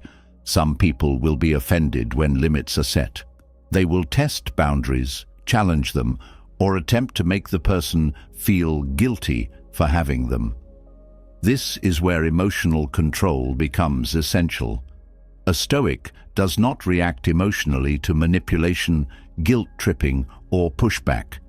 They do not argue, justify, or allow themselves to be provoked. They remain calm, restating their boundary if necessary, but never feeling the need to explain beyond what is reasonable. Boundaries are not just about saying no to others, but also about saying no to distractions, obligations, and habits that drain energy. Many people waste their time on things that do not contribute to their growth. They allow social media, mindless entertainment, and endless small distractions to steal their focus. They agree to commitments they do not want to take on, simply because they feel obligated. They allow others to fill their schedule with tasks that do not align with their priorities. This leaves them exhausted, frustrated, and with no energy left for the things that truly matter. A Stoic is intentional with their time. They do not fill their day with meaningless obligations. They do not entertain every request. They guard their attention with the same discipline as they guard their emotions. A strong boundary is not one that is set once and forgotten. It must be maintained. People will test limits repeatedly, looking for weakness, searching for a moment where they can push past them. A Stoic does not waver. They do not grow weary of enforcing what they have already decided. They do not seek to control others, only themselves. If someone cannot respect their boundaries, they adjust their distance rather than waste energy trying to change that person. Many people fear that boundaries will push others away, but in reality, they strengthen relationships. When limits are clear, there is no resentment, no hidden frustration, no unspoken bitterness. People know where they stand. They learn how to interact in a way that is respectful. Those who cannot accept boundaries are those who were benefiting from their absence. Losing them is no loss. A Stoic does not fear losing relationships built on guilt, obligation, or manipulation. They value genuine connection built on mutual respect, not on self-sacrifice. Boundaries extend beyond relationships into every aspect of life.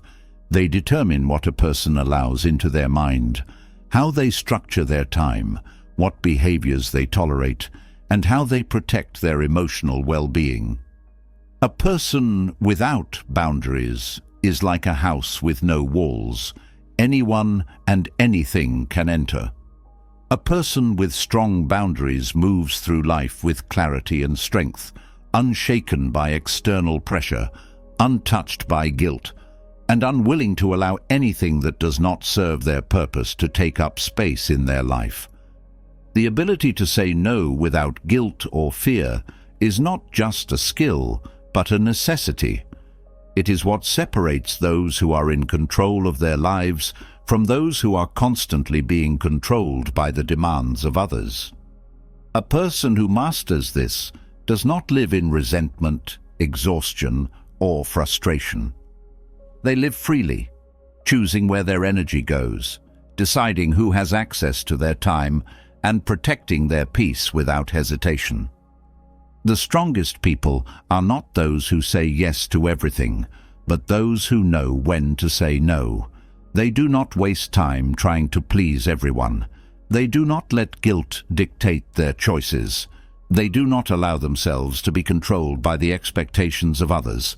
They live with intention, move with purpose, and protect their energy with discipline. They are not unkind, but they are unshakable. And because of this, they live on their own terms, without regret, without resentment, and without fear. Strong boundaries create a life of clarity and self-respect, but maintaining them is tested most when dealing with difficult people. It is easy to be composed in solitude, to be disciplined when undisturbed, to uphold principles when no one challenges them. The real test comes when others try to push limits, provoke reactions, or manipulate emotions. People who do not respect boundaries, who drain energy with conflict, who thrive on control, can weaken even the strongest mind if allowed. Many struggle in these interactions not because they lack intelligence or strength, but because they do not know when to engage and when to walk away. Most people believe that every conflict must be resolved, every attack must be countered, and every insult must be defended. They exhaust themselves trying to correct misunderstandings, prove their worth, or fix the behavior of others. This is wasted energy. A Stoic does not fight battles that do not need to be fought. They do not waste time on those who are unwilling to change. They do not allow themselves to be drawn into emotional warfare over things that do not matter. The ability to distinguish between what is worth engaging with and what should be ignored is a skill that prevents unnecessary suffering. Difficult people come in many forms. Some manipulate, using guilt, pressure, or subtle coercion to get what they want. Some thrive on conflict, stirring chaos wherever they go, feeding off reactions. Some play the victim, using helplessness as a tool for control. Others are simply aggressive, loud and forceful, demanding attention and compliance. Each type presents a challenge, and without a clear approach, it is easy to be pulled into their patterns. The first step in dealing with difficult individuals is refusing to be emotionally reactive. Most of these people rely on provoking responses. They test limits to see how much control they can gain. When someone reacts with frustration, anger, or distress, they have already lost. They have given power to the person causing the problem. A Stoic remains composed. They do not rise to the bait. They do not match aggression with aggression. They do not feed conflict with energy. Their silence, patience, and refusal to engage in emotional drama disarm the manipulative. Engagement should be based on necessity, not impulse. Many people feel the need to respond to everything. They explain, defend, argue, justify. This is a mistake. A Stoic understands that not every attack requires a counterattack. Not every opinion deserves acknowledgement. Not every misunderstanding needs to be corrected. People waste years of their lives trying to convince those who will never listen, seeking fairness from those who thrive on injustice, expecting rationality from the unreasonable. A disciplined mind does not chase approval or expect logic from those who are incapable of it. Some situations require direct engagement. When a difficult person has real influence over an important part of life, work, family, responsibilities, ignoring them entirely may not be possible. But engagement must be strategic.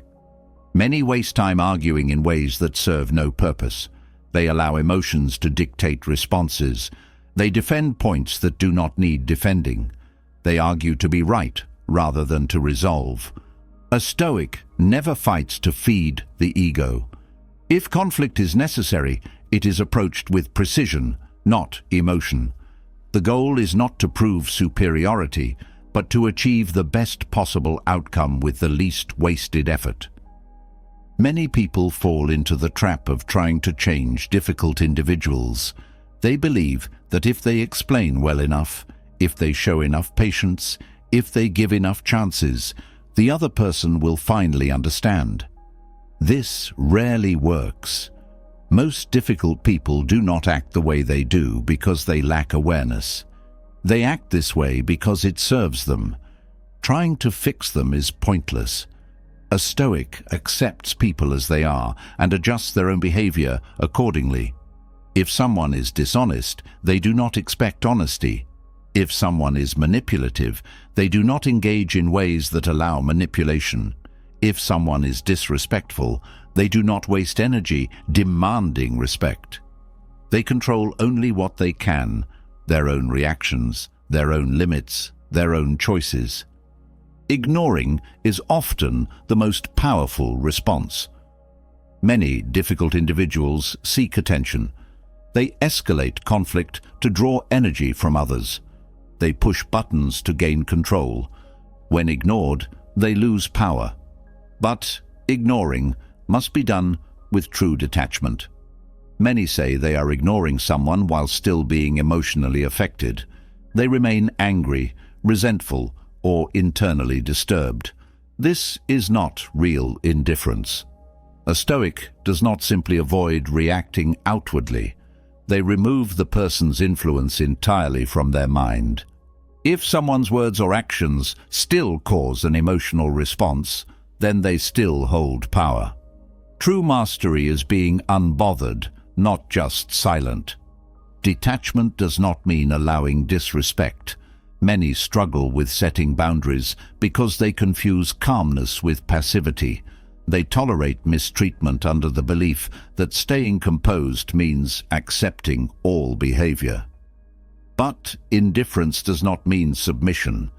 A Stoic enforces boundaries firmly, without aggression. They do not tolerate what is unacceptable, not out of anger, but out of principle. If someone continues to push limits, they're removed.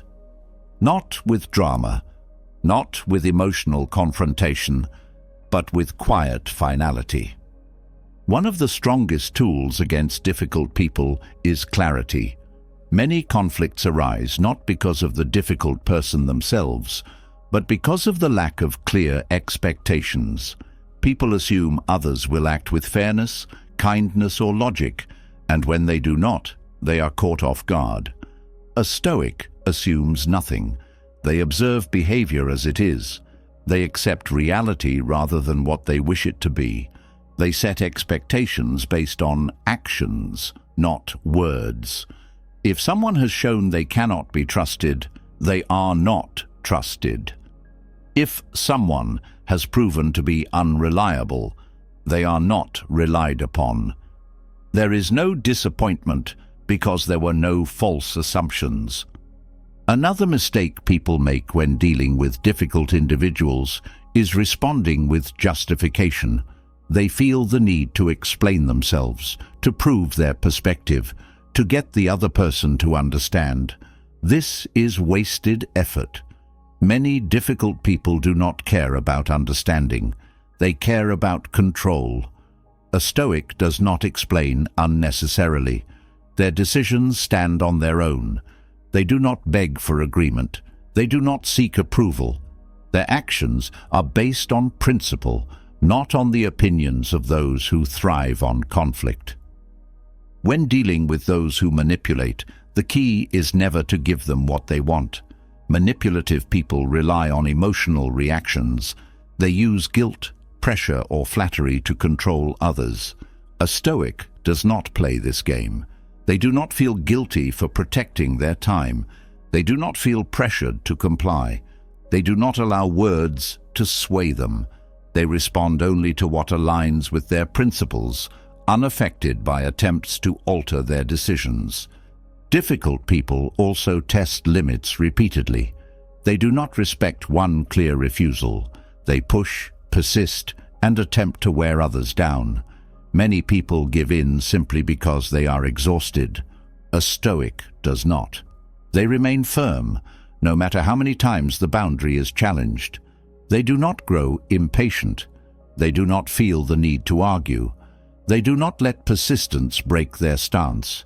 They repeat their decision calmly and, if necessary, remove themselves entirely. Some conflicts cannot be avoided. Some people cannot be ignored. Some challenges must be faced directly. But even in these situations, a Stoic does not allow the other person to dictate the terms. They set the tone, control their own emotions, and remain unshaken. They choose battles carefully, knowing that energy is precious and should never be wasted on the unworthy. The ultimate skill in handling difficult people is the ability to remain at peace, regardless of how they act. Many believe that in order to win, they must dominate, outsmart, or overpower the other person. But true victory is internal. If a person can remain calm in the face of provocation, they have already won. If they can walk away without anger, they have already defeated the manipulative. If they can continue forward, undisturbed, They have proven that nothing external has power over them. A Stoic does not let anyone take their peace. They do not allow words to control their emotions. They do not allow toxic individuals to consume their thoughts. They live in a state of inner control, where nothing external dictates their sense of calm. This is the highest level of strength, not engaging in every battle, not proving superiority, but walking away from what does not deserve attention. They choose their energy wisely, guard their mind relentlessly, and refuse to let the unworthy steal even a moment of their focus.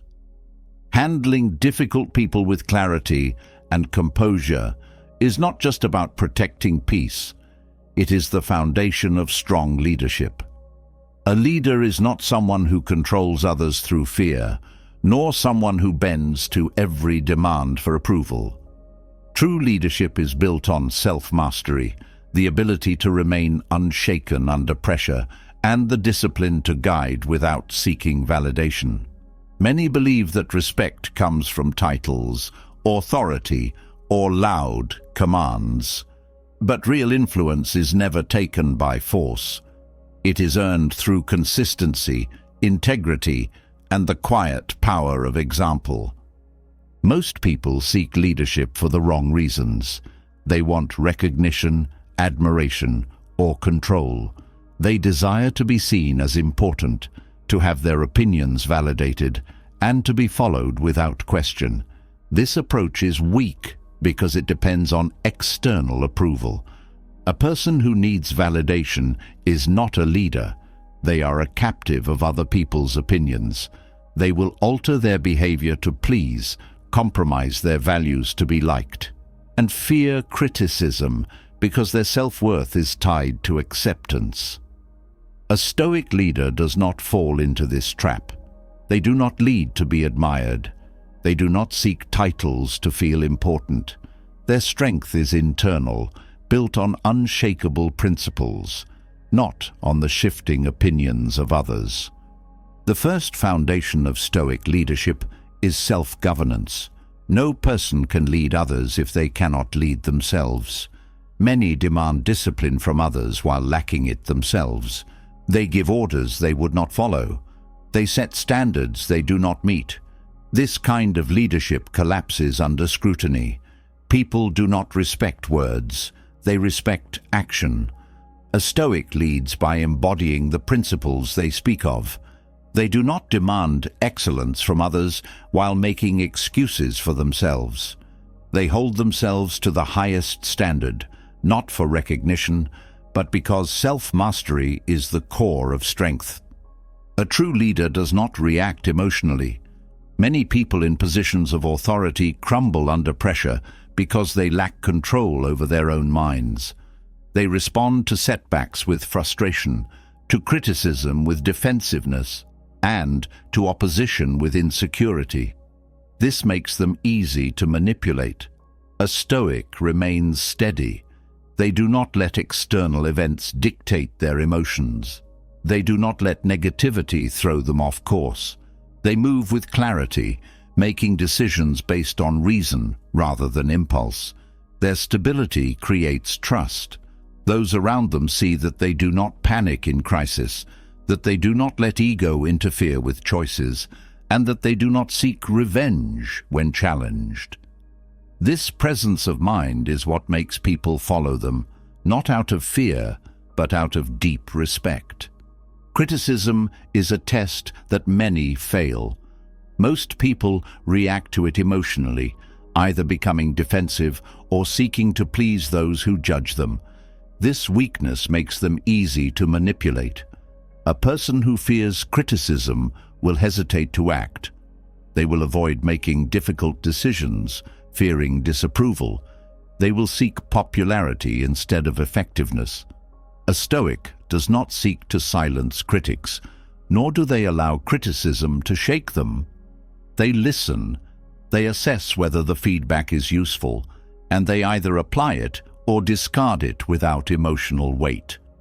Their actions are guided by principle, not by the shifting opinions of others. One of the defining traits of a Stoic leader is that they do not seek personal credit. Many want recognition for every achievement, acknowledgement for every effort, and praise for every success. This attachment to validation weakens them. It makes them dependent on approval, constantly measuring their worth by the response of others. A Stoic acts because it is right, not because it will bring applause. They focus on results, not recognition. They do not feel the need to announce their worth. They do not chase titles to prove their importance. Their impact speaks for itself. Decision-making is a responsibility that many fear. Most hesitate, delay, or seek excessive input from others to avoid making the wrong choice. This hesitation creates weakness. A Stoic does not demand certainty before acting. They analyze the facts, weigh the consequences, and decide with confidence. They do not seek guarantees because they understand that no choice is without risk. They accept responsibility for outcomes, whether good or bad. They do not blame others for failures, nor do they take undue credit for successes. Their focus is always on what must be done next. Authority without wisdom is dangerous. Many people in positions of power rule through intimidation, believing that strength comes from dominance. This is a sign of insecurity. A Stoic does not need to control others through force. Their influence comes from their depth of understanding, their ability to see clearly, and their willingness to teach through example. They do not micromanage. They do not demand obedience. They guide by offering wisdom, allowing those around them to grow through their own experiences. They do not see leadership as a tool for control, but as an opportunity to serve. Ego is the downfall of many leaders. Those who crave recognition often become blind to their own flaws. They refuse to acknowledge mistakes, surround themselves with people who only offer praise, and make decisions based on personal pride rather than what is best. This makes them fragile. A Stoic is willing to be wrong. They do not see mistakes as personal failures, but as lessons. They seek truth over comfort, even if it means admitting error. Their humility makes them stronger, not weaker. They do not waste time defending their ego. They spend their energy improving, refining, and growing. Control is another illusion that weakens many who seek leadership. Many believe they must dominate every situation, dictate every outcome, and oversee every detail. This leads to exhaustion and failure. A Stoic understands that control is limited. They focus only on what they can influence. They set the example, enforce clear expectations, and let go of the rest. They do not waste energy trying to force people into obedience. They inspire discipline through their own actions. A true leader does not demand loyalty. Many try to secure respect through authority, punishment, or forced compliance. This creates fear, not trust. A Stoic does not expect loyalty. They earn it. They are consistent in action, fair in judgment, and strong in conviction. People follow them not because they are forced to, but because they see something worth following. Their integrity is unshakable. Their presence creates stability. Their leadership is rooted in wisdom, not in control. A Stoic does not waste time defending their leadership. They do not argue for their place, seek validation for their role, or demand that others acknowledge their importance. They do the work. They take action. They embody discipline. They understand that influence is not built through force, but through example. If their leadership is questioned, they do not respond with insecurity. They continue forward, unaffected by doubt. Their strength does not come from how others see them. It comes from how they see themselves. Most people think of leadership as a position. A Stoic sees it as a responsibility. They do not seek power for the sake of power. They do not chase authority to feel superior. They lead because they have the discipline, the wisdom, and the stability to do so. They do not expect perfection from themselves or others. They only expect consistency. They do not ask for admiration. They do not demand respect. They earn it, step by step, through the way they carry themselves. The highest level of leadership is mastery over oneself. A Stoic knows that they cannot expect discipline from others if they do not first cultivate it within. They do not expect respect if they do not respect themselves. They do not demand excellence without first practicing it. They do not wait for recognition before acting with strength and wisdom. True leadership is not about power, control, or validation. It is about presence. It is about the ability to remain steady in uncertainty, to guide without arrogance, to serve without expectation of reward. Those who lead through Stoicism do not chase authority. They become it. Through their character, their discipline, and their ability to remain unshaken, they create a presence that demands respect, not through force, but through undeniable strength. A leader who does not seek validation commands respect effortlessly, but the foundation of that strength is built on something deeper than power or influence. Leadership is not about control, titles, or recognition. It is about direction. Without a purpose greater than the self, leadership becomes hollow, a pursuit of personal gain rather than a mission of substance. Stoicism does not concern itself with the temporary highs of happiness, nor does it chase the fleeting sense of satisfaction that most people crave. It focuses on something more enduring, meaning. Most people spend their lives searching for happiness, believing that once they achieve it, they will be complete. They chase pleasure, accomplishments, relationships, and possessions in hopes that these things will bring lasting contentment. But happiness is unstable. It fluctuates with circumstances. It depends on conditions remaining favorable. When things go well, happiness appears, but when life becomes difficult, it vanishes. This makes a person weak because their inner state is dictated by forces outside of their control. Stoicism does not reject joy, but it does not make it the goal. Instead, it prioritizes purpose.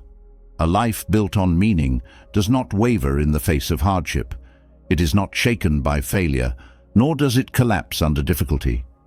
Those who seek happiness above all else become dependent on external conditions. They need things to go their way to feel fulfilled. But those who live with purpose endure all things, because their fulfillment is not based on comfort, but on the pursuit of something greater than themselves. Many people confuse purpose with passion, assuming that meaning is found only in things that bring excitement or pleasure. This misunderstanding leads to frustration, as they believe they must feel constantly inspired to be on the right path. But purpose is not about feelings, it is about action. A Stoic does not wait for motivation. They do what is necessary, what aligns with their values, and what contributes to something beyond their own temporary desires. They do not require inspiration to act. They move forward regardless of how they feel in the moment. Most people resist discomfort because they associate difficulty with suffering. They believe that if something is hard, it must not be right for them. They abandon paths that require sacrifice, choosing instead what feels good in the moment. But a Stoic understands that true fulfillment does not come from ease. It comes from overcoming, from pushing through resistance, from aligning life with something that withstands time. A meaningful life does not eliminate struggle. It gives struggle a purpose. Many struggle with finding meaning because they believe it must come from grand achievements. They think purpose must be something extraordinary, something that changes the world. This belief leads to stagnation because they wait for something large enough to seem worthwhile.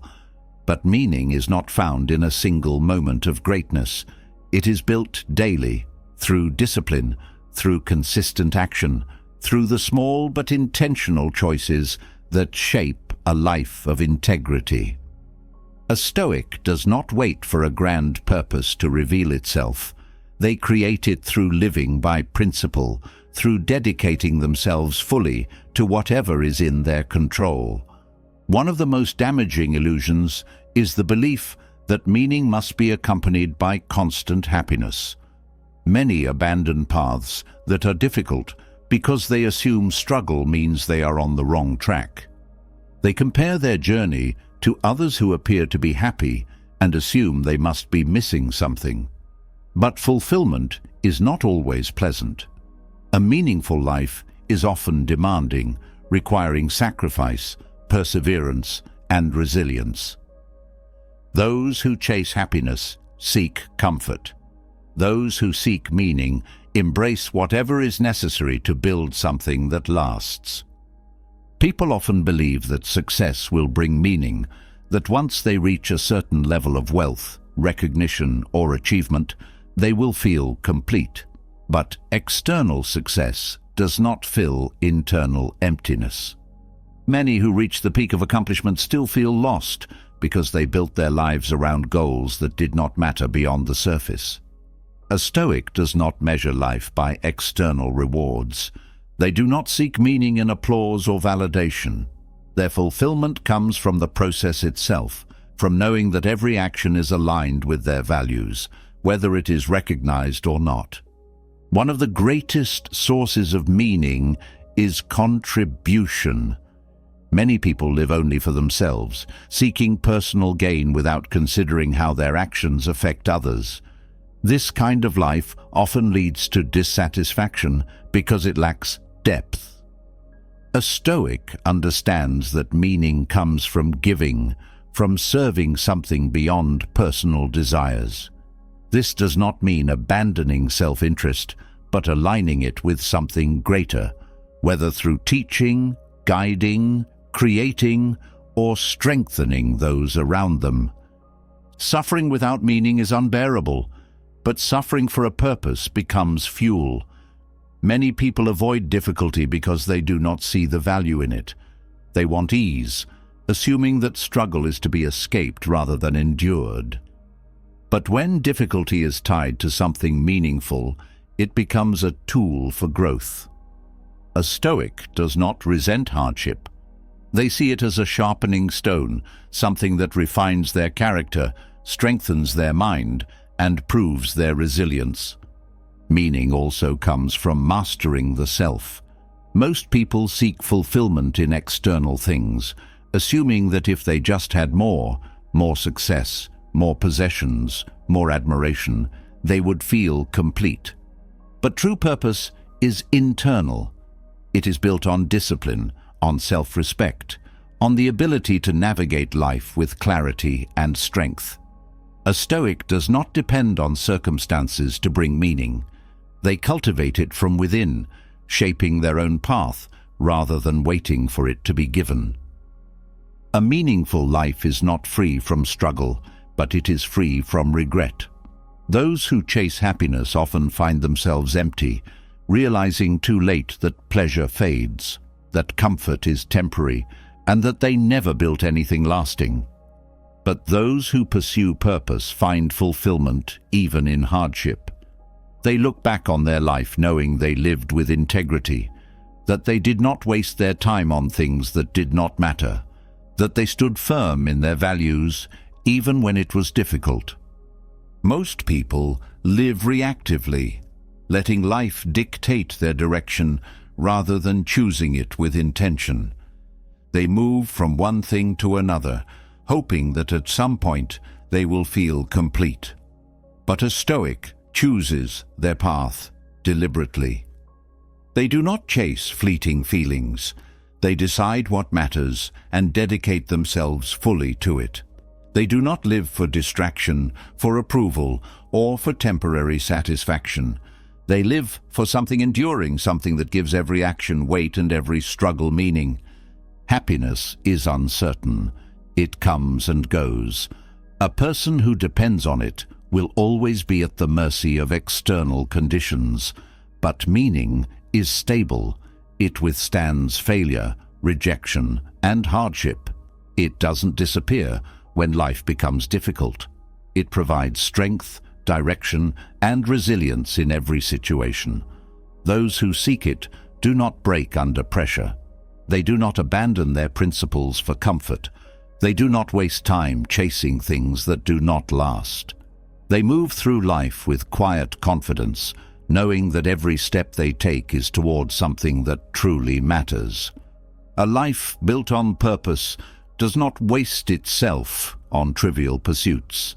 It does not fall into distractions, meaningless obligations, or mindless consumption.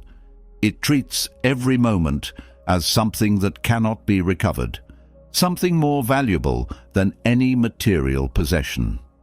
While most chase wealth, power, and external success, the Stoic understands that the most valuable resource is time. Money can be earned again, possessions can be replaced, but every moment spent is gone forever. Most people move through life unaware of this truth. They act as if time is infinite, as if wasted hours, days, and years do not matter. They postpone what is important, assuming there will always be a better time to act. They chase things that do not fulfill them, believing they will have endless opportunities to correct their course. But time is the one resource that cannot be reclaimed. A person who has mastered everything else but has squandered their time has gained nothing. A Stoic does not live carelessly. They do not fill their days with distractions or obligations that serve no purpose. They do not let others dictate how their time is used. They guard their moments as they would guard their most prized possession. They do not view time as something to be passed, but as something to be spent wisely.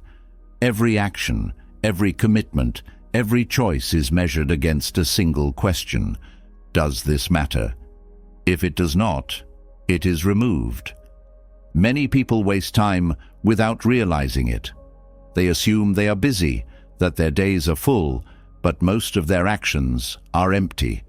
They fill hours with obligations they did not choose, with tasks that do not contribute to their growth, with habits that drain their energy.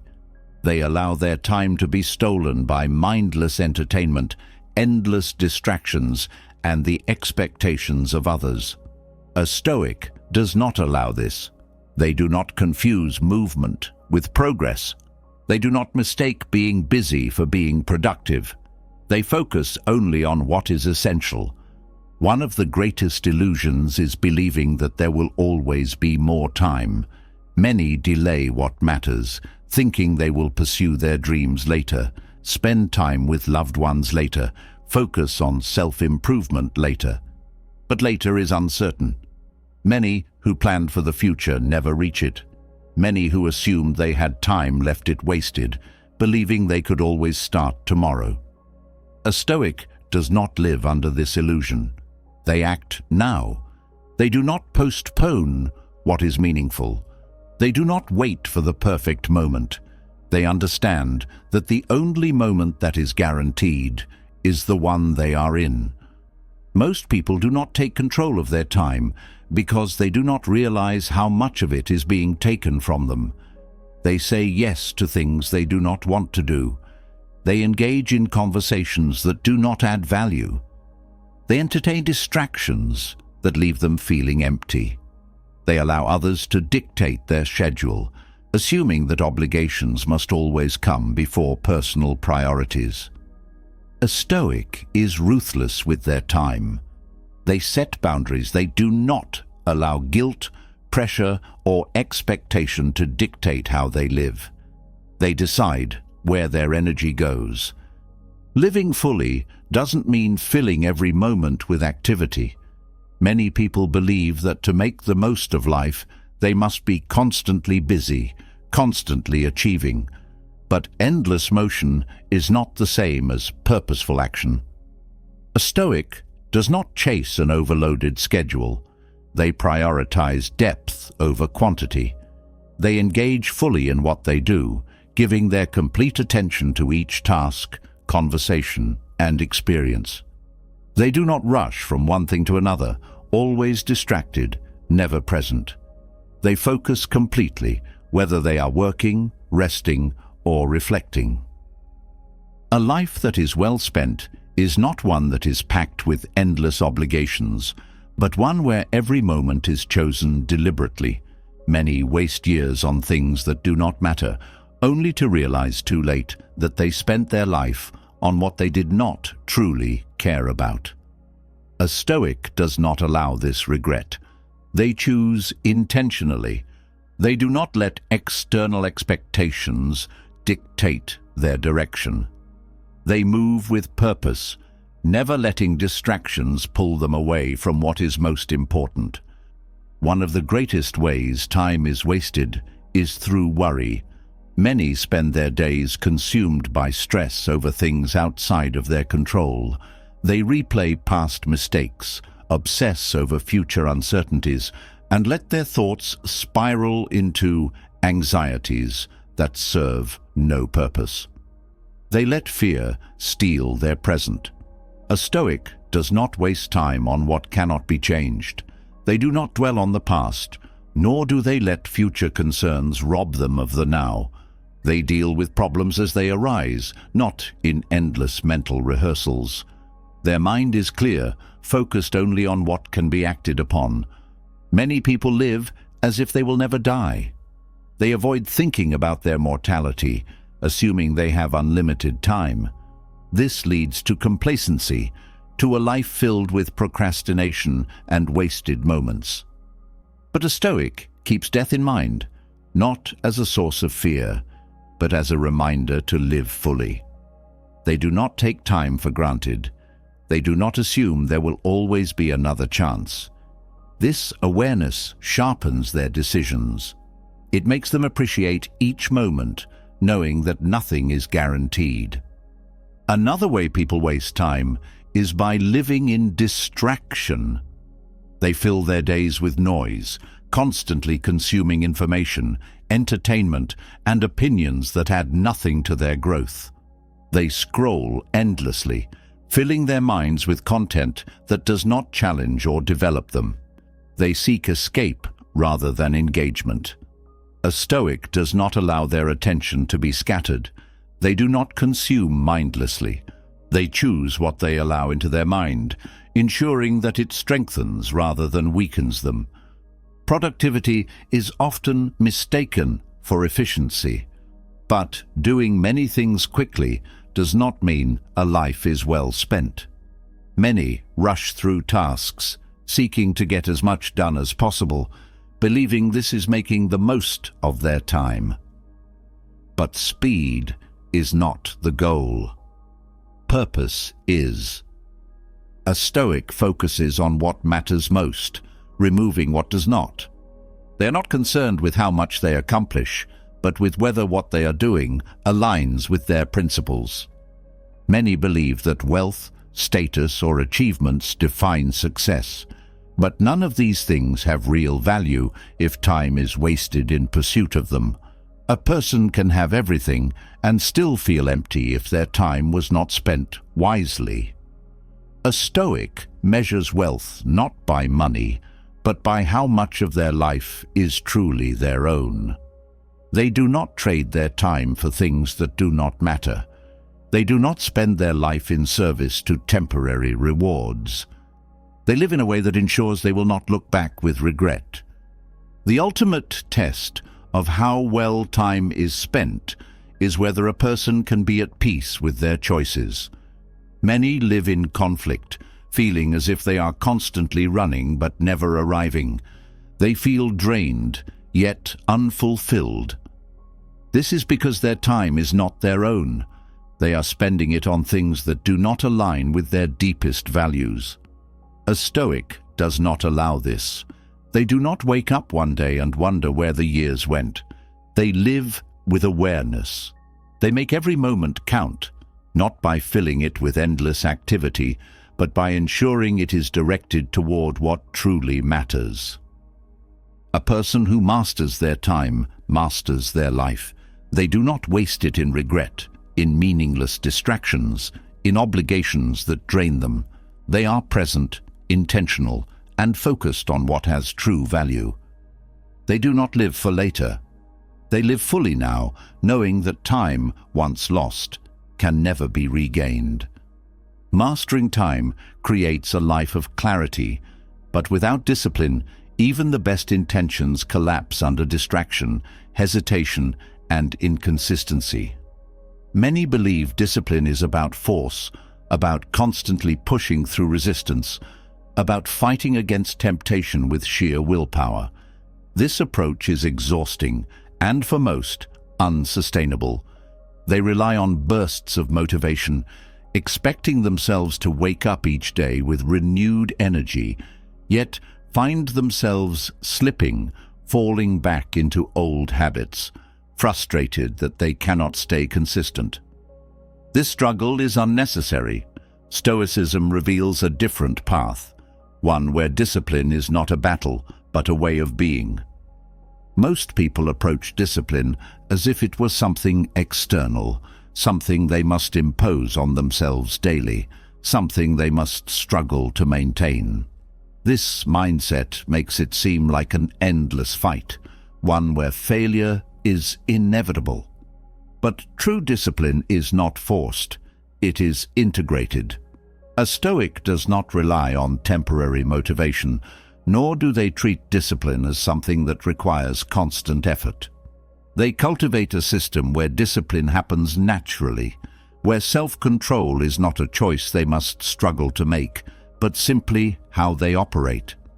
Many fail at discipline because they believe they must rely on willpower.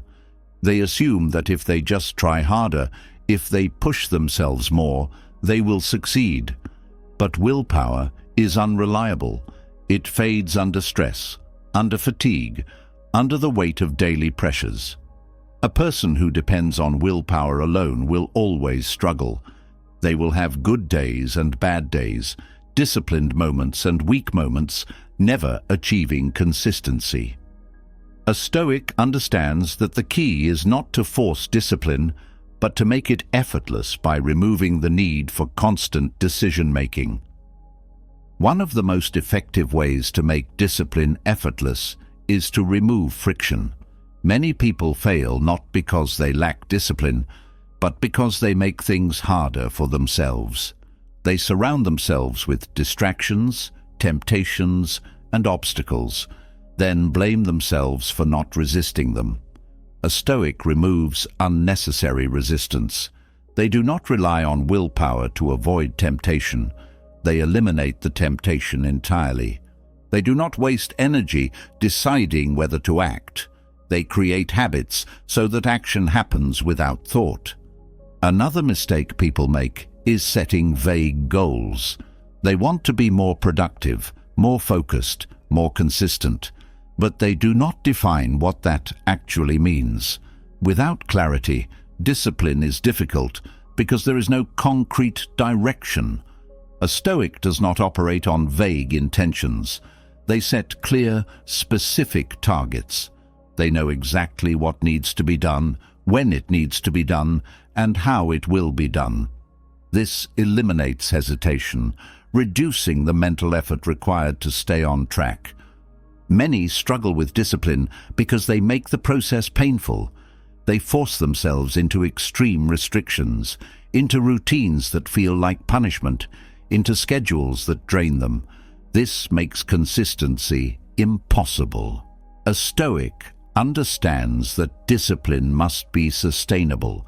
It must be built in a way that aligns with long-term commitment. They do not set impossible rules for themselves. They do not treat self-control as suffering. They structure their habits in a way that makes them natural, enjoyable, and effortless. The key to making discipline second nature is identity. Many try to change their actions without changing how they see themselves. They tell themselves they want to be disciplined, but they still think of themselves as inconsistent. They force themselves to act differently, but internally, they still believe they are someone who struggles with self-control. This creates conflict, making every disciplined action feel like a fight against their true nature. A Stoic doesn't force behavior, they reshape identity. They do not say, "I am trying to be disciplined." They say, "I am disciplined." They do not struggle to avoid distractions. They are simply not the kind of person who allows distractions to control them. This shift removes resistance. When discipline is part of identity, action follows naturally. Another way Stoics make self-control easy is by focusing on systems instead of outcomes. Many people chase goals, telling themselves they will be disciplined until they reach a certain result. But this approach makes discipline temporary. Once the goal is reached, they revert to old habits. A Stoic does not rely on short-term motivation. They build systems that ensure long-term consistency. They do not focus on finishing, they focus on maintaining. They do not force themselves to act. They create an environment where the right actions happen automatically. Most people make discipline harder by allowing too many choices. They wake up each day deciding whether to work out, whether to eat healthy, whether to focus on important tasks. Every choice requires energy. Eventually fatigue sets in, and they start making weaker decisions. A Stoic removes unnecessary choices. They create routines where important actions are automatic. There is no decision about whether to train. It is simply part of the day. There is no debate about whether to stay focused. It is just how they operate. By reducing the number of decisions, they free their mind for more important matters. Many believe that discipline means pushing through exhaustion, working harder, forcing productivity at all costs. This leads to burnout. A Stoic understands that real discipline includes balance. They do not work relentlessly without rest, nor do they allow exhaustion to weaken them. They manage their energy wisely. They know when to push and when to recover. They see rest as part of the process, not as a failure of discipline. This allows them to maintain consistency without burning out. Another factor that makes discipline easy is accountability. Many people struggle because they keep their goals private. They tell themselves they will be consistent, but because no one knows, they have no real pressure to follow through. A Stoic builds accountability into their life. This does not mean seeking external validation, but rather creating a structure where discipline is reinforced. They set clear commitments, they track progress. They put themselves in environments that support their habits. They do not rely on willpower alone.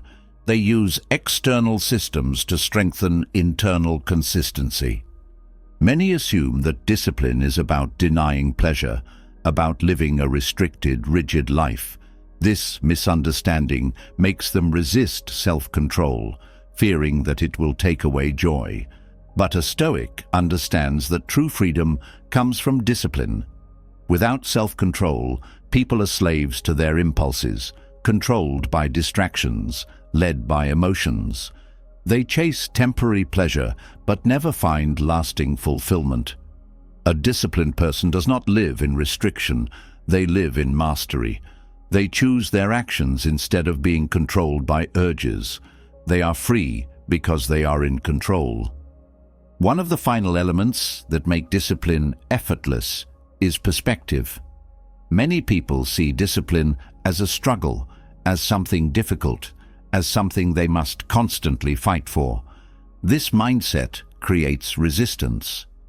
But a Stoic sees discipline as a privilege, as a tool for strength, as a way to shape the best version of themselves. They do not resent it, they embrace it. They do not see it as a burden, they see it as the path to mastery. A person who struggles with discipline sees every action as a battle. A Stoic sees it as natural. They do not force themselves to act. They have built themselves into someone who acts without hesitation. They do not fight against themselves. They move in alignment with their highest values. They do not rely on willpower. They create a structure where discipline is simply how they live. Through this approach, self-control is no longer a challenge. It becomes effortless, automatic, unshakable. It is not something they have to think about. It is simply who they are. Discipline removes resistance from action, making progress natural and effortless. But even the strongest discipline is tested when life becomes painful.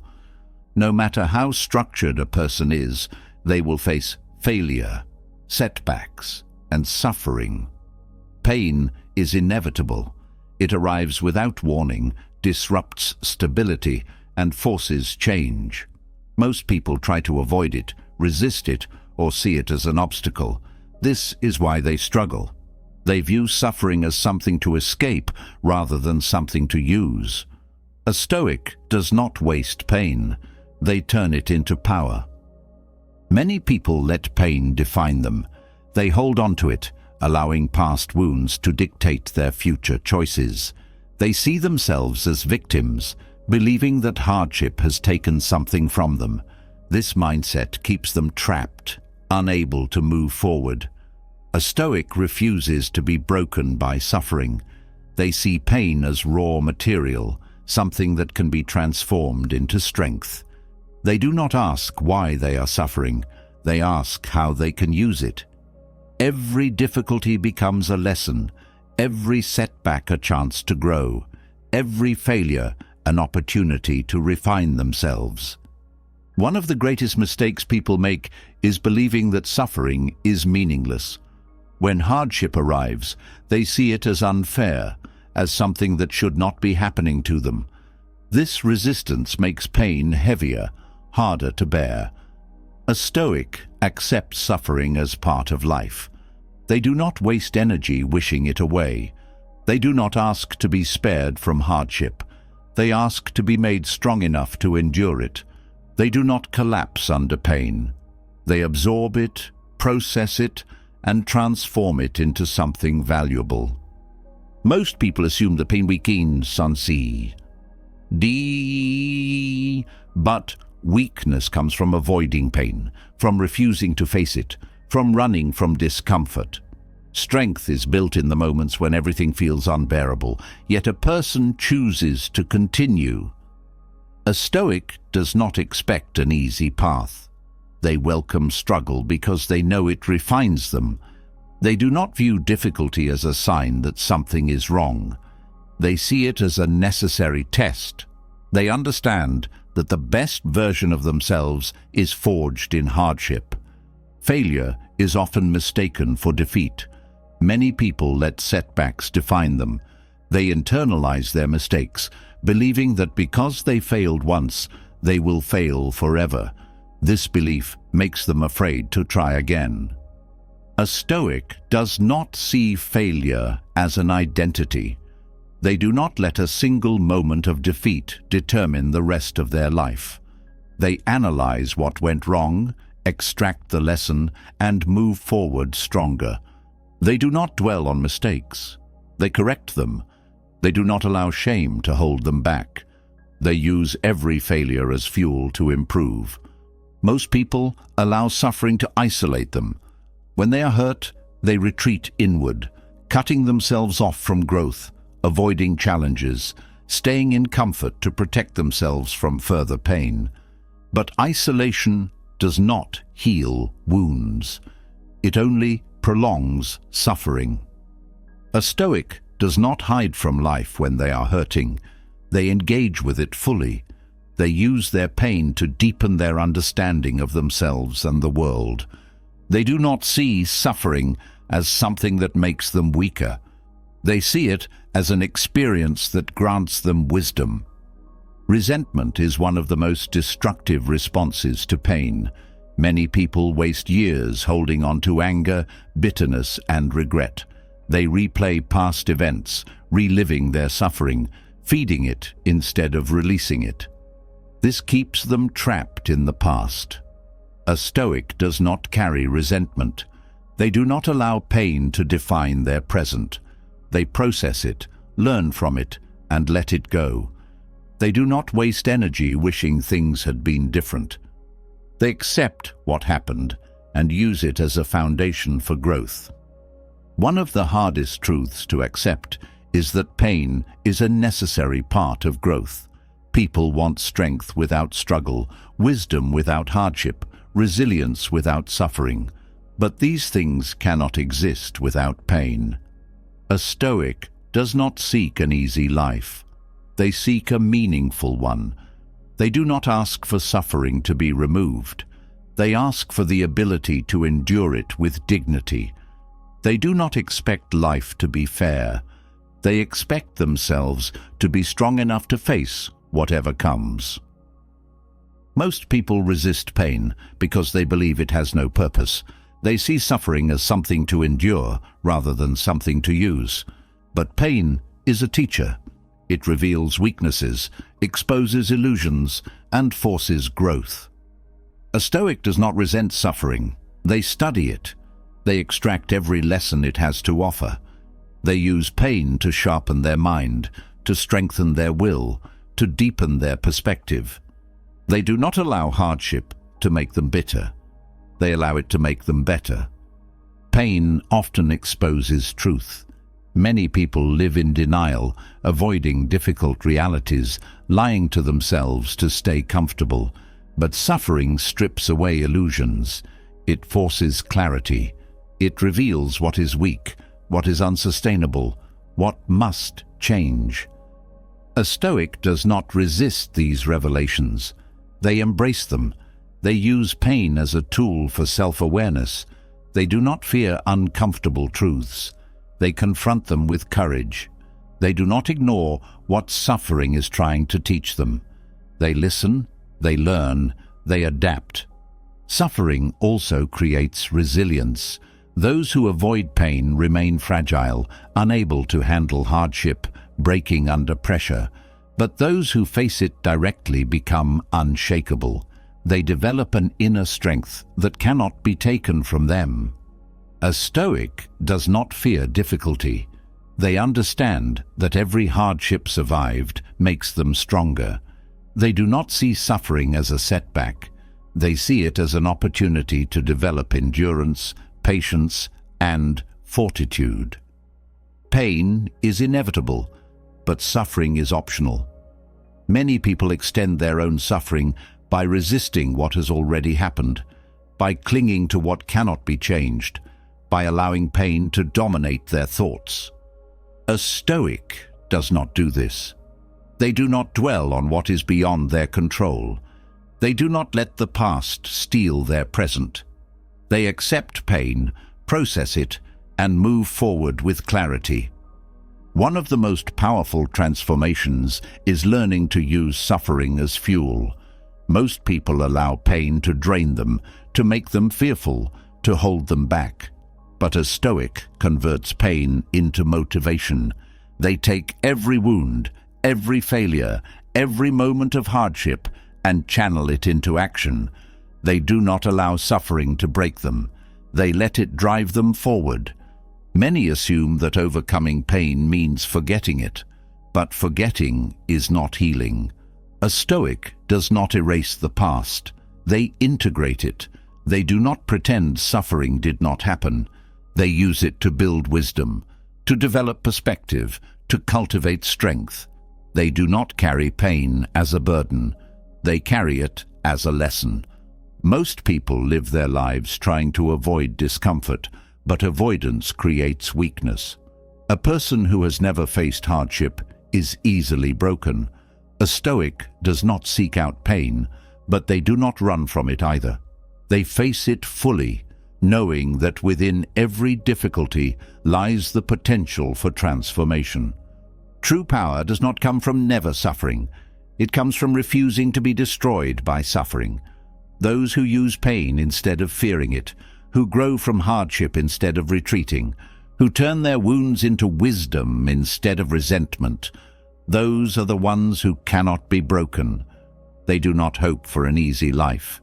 They hope for the strength to endure a difficult one with honor. They do not waste suffering. They turn it into their greatest source of strength. Pain tests the limits of endurance, but nothing tests the human spirit more than the awareness of its own mortality. Most people live as if life will stretch on forever, as if time is something they can afford to waste, as if death is a distant problem that can be ignored until it arrives. But ignoring it does not prevent it. Pretending it will not happen does not change its certainty. Fear of death keeps people trapped in hesitation, in avoidance, in an endless cycle of seeking distractions to forget the one truth they cannot escape. A Stoic does not run from this reality. They face it directly. They do not see death as something to fear, but as something that gives life its deepest meaning. Most people avoid thinking about death because it makes them uncomfortable. They push it away, focusing on temporary pleasures, on goals that assume they have unlimited time, on avoiding the hard questions of what truly matters. This avoidance makes them live without urgency. They delay their dreams, hold grudges, waste days on things that do not matter, believing there will always be more time. But time does not belong to them. Each moment that passes is one they will never get back. A Stoic does not live under the illusion of endless tomorrows.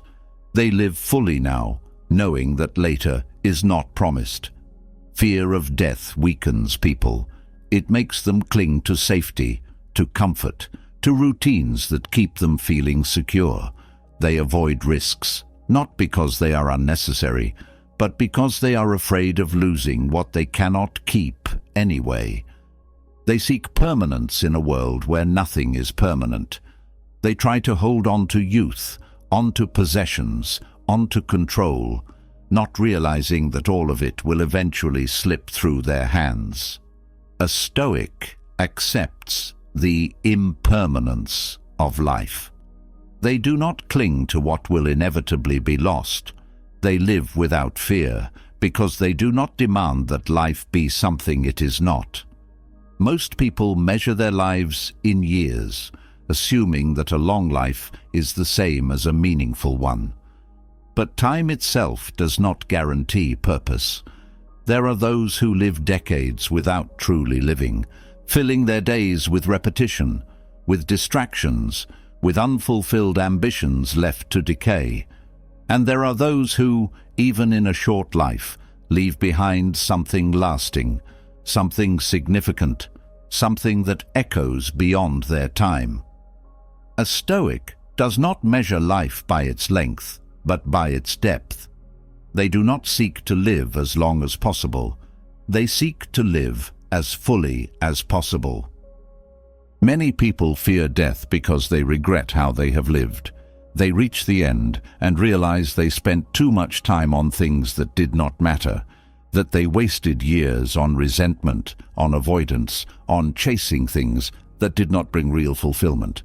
They realize too late that they did not take control of their time, that they postponed what was important, that they did not say what needed to be said, did not do what needed to be done. A Stoic does not wait until the end to confront these truths. They reflect constantly, ensuring that if death came today, they would not feel that their time was misspent. Legacy is often misunderstood. Many believe it is about fame, about leaving behind monuments, about being remembered by the world. But most names are forgotten within a few generations. Most achievements are eventually replaced. Most records are broken. Most creations fade. A Stoic does not seek legacy in the form of recognition. They seek it in the impact they leave behind, in the way they live, in the values they uphold, in the people they influence. They do not chase immortality through fame, but through the depth of their actions. Most people fear being forgotten, but being remembered is not the goal of a meaningful life. The goal is to leave behind something of value, whether seen or unseen, whether acknowledged or not. A person who raises their children with wisdom has left a legacy. A person who teaches others, who strengthens those around them, who leaves the world slightly better than they found it. This is the kind of legacy that matters. A Stoic doesn't ask how they will be remembered. They ask what they will leave behind that continues to shape the world in ways that align with their values. Death is not something to be feared because it is not something that can be avoided. It comes for all, without warning, without exception.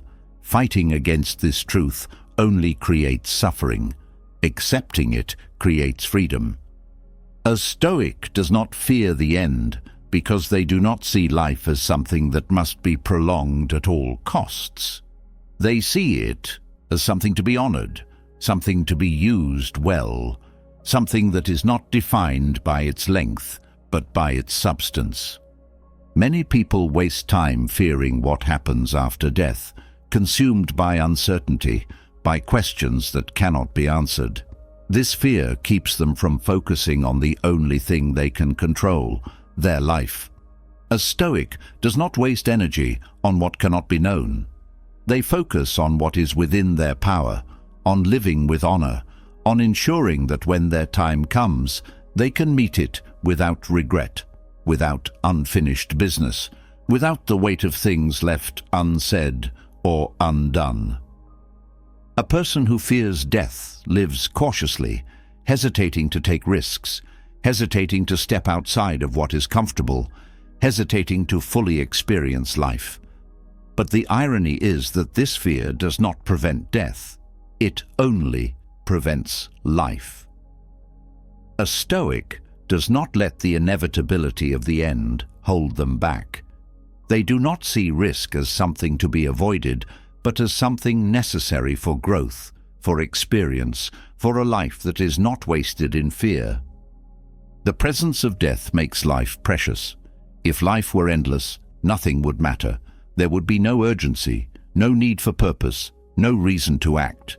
The reality that time is limited is what gives it weight. A Stoic embraces this truth, using it as motivation to live with intensity, with focus, with a clear understanding of what matters and what does not. They do not push thoughts of death away.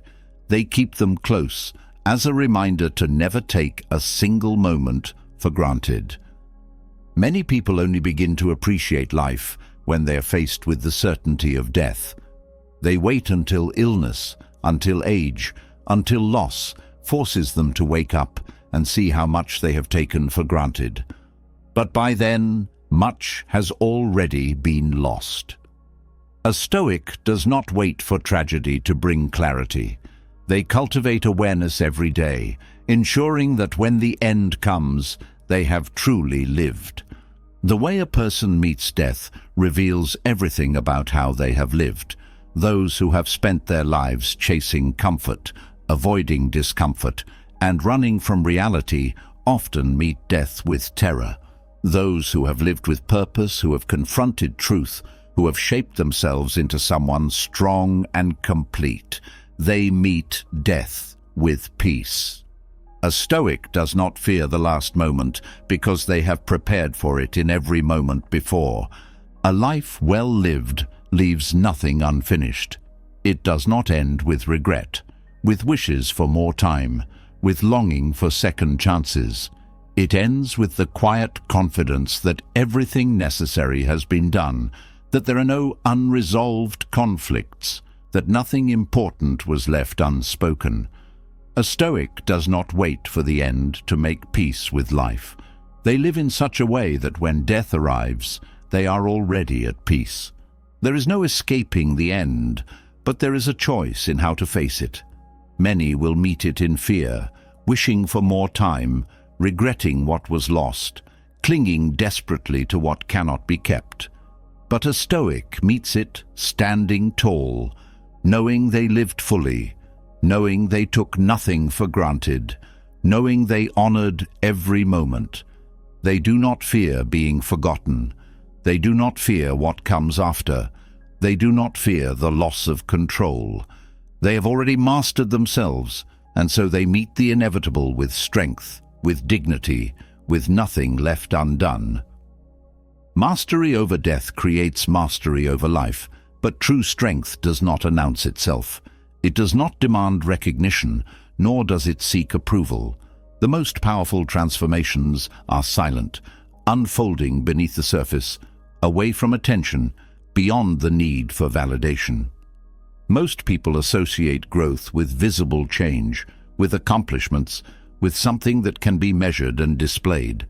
They want proof of progress, confirmation from others that they are improving, reassurance that their efforts are seen. But real growth is internal. It happens in the mind, in the quiet shifts of perspective, in the way a person carries themselves, in the things they no longer react to, in the wisdom they accumulate without needing to prove it. Most people seek transformation for the wrong reasons. They want to appear stronger, wiser, more disciplined. They want others to notice their evolution, to admire their self-control, to recognize their wisdom.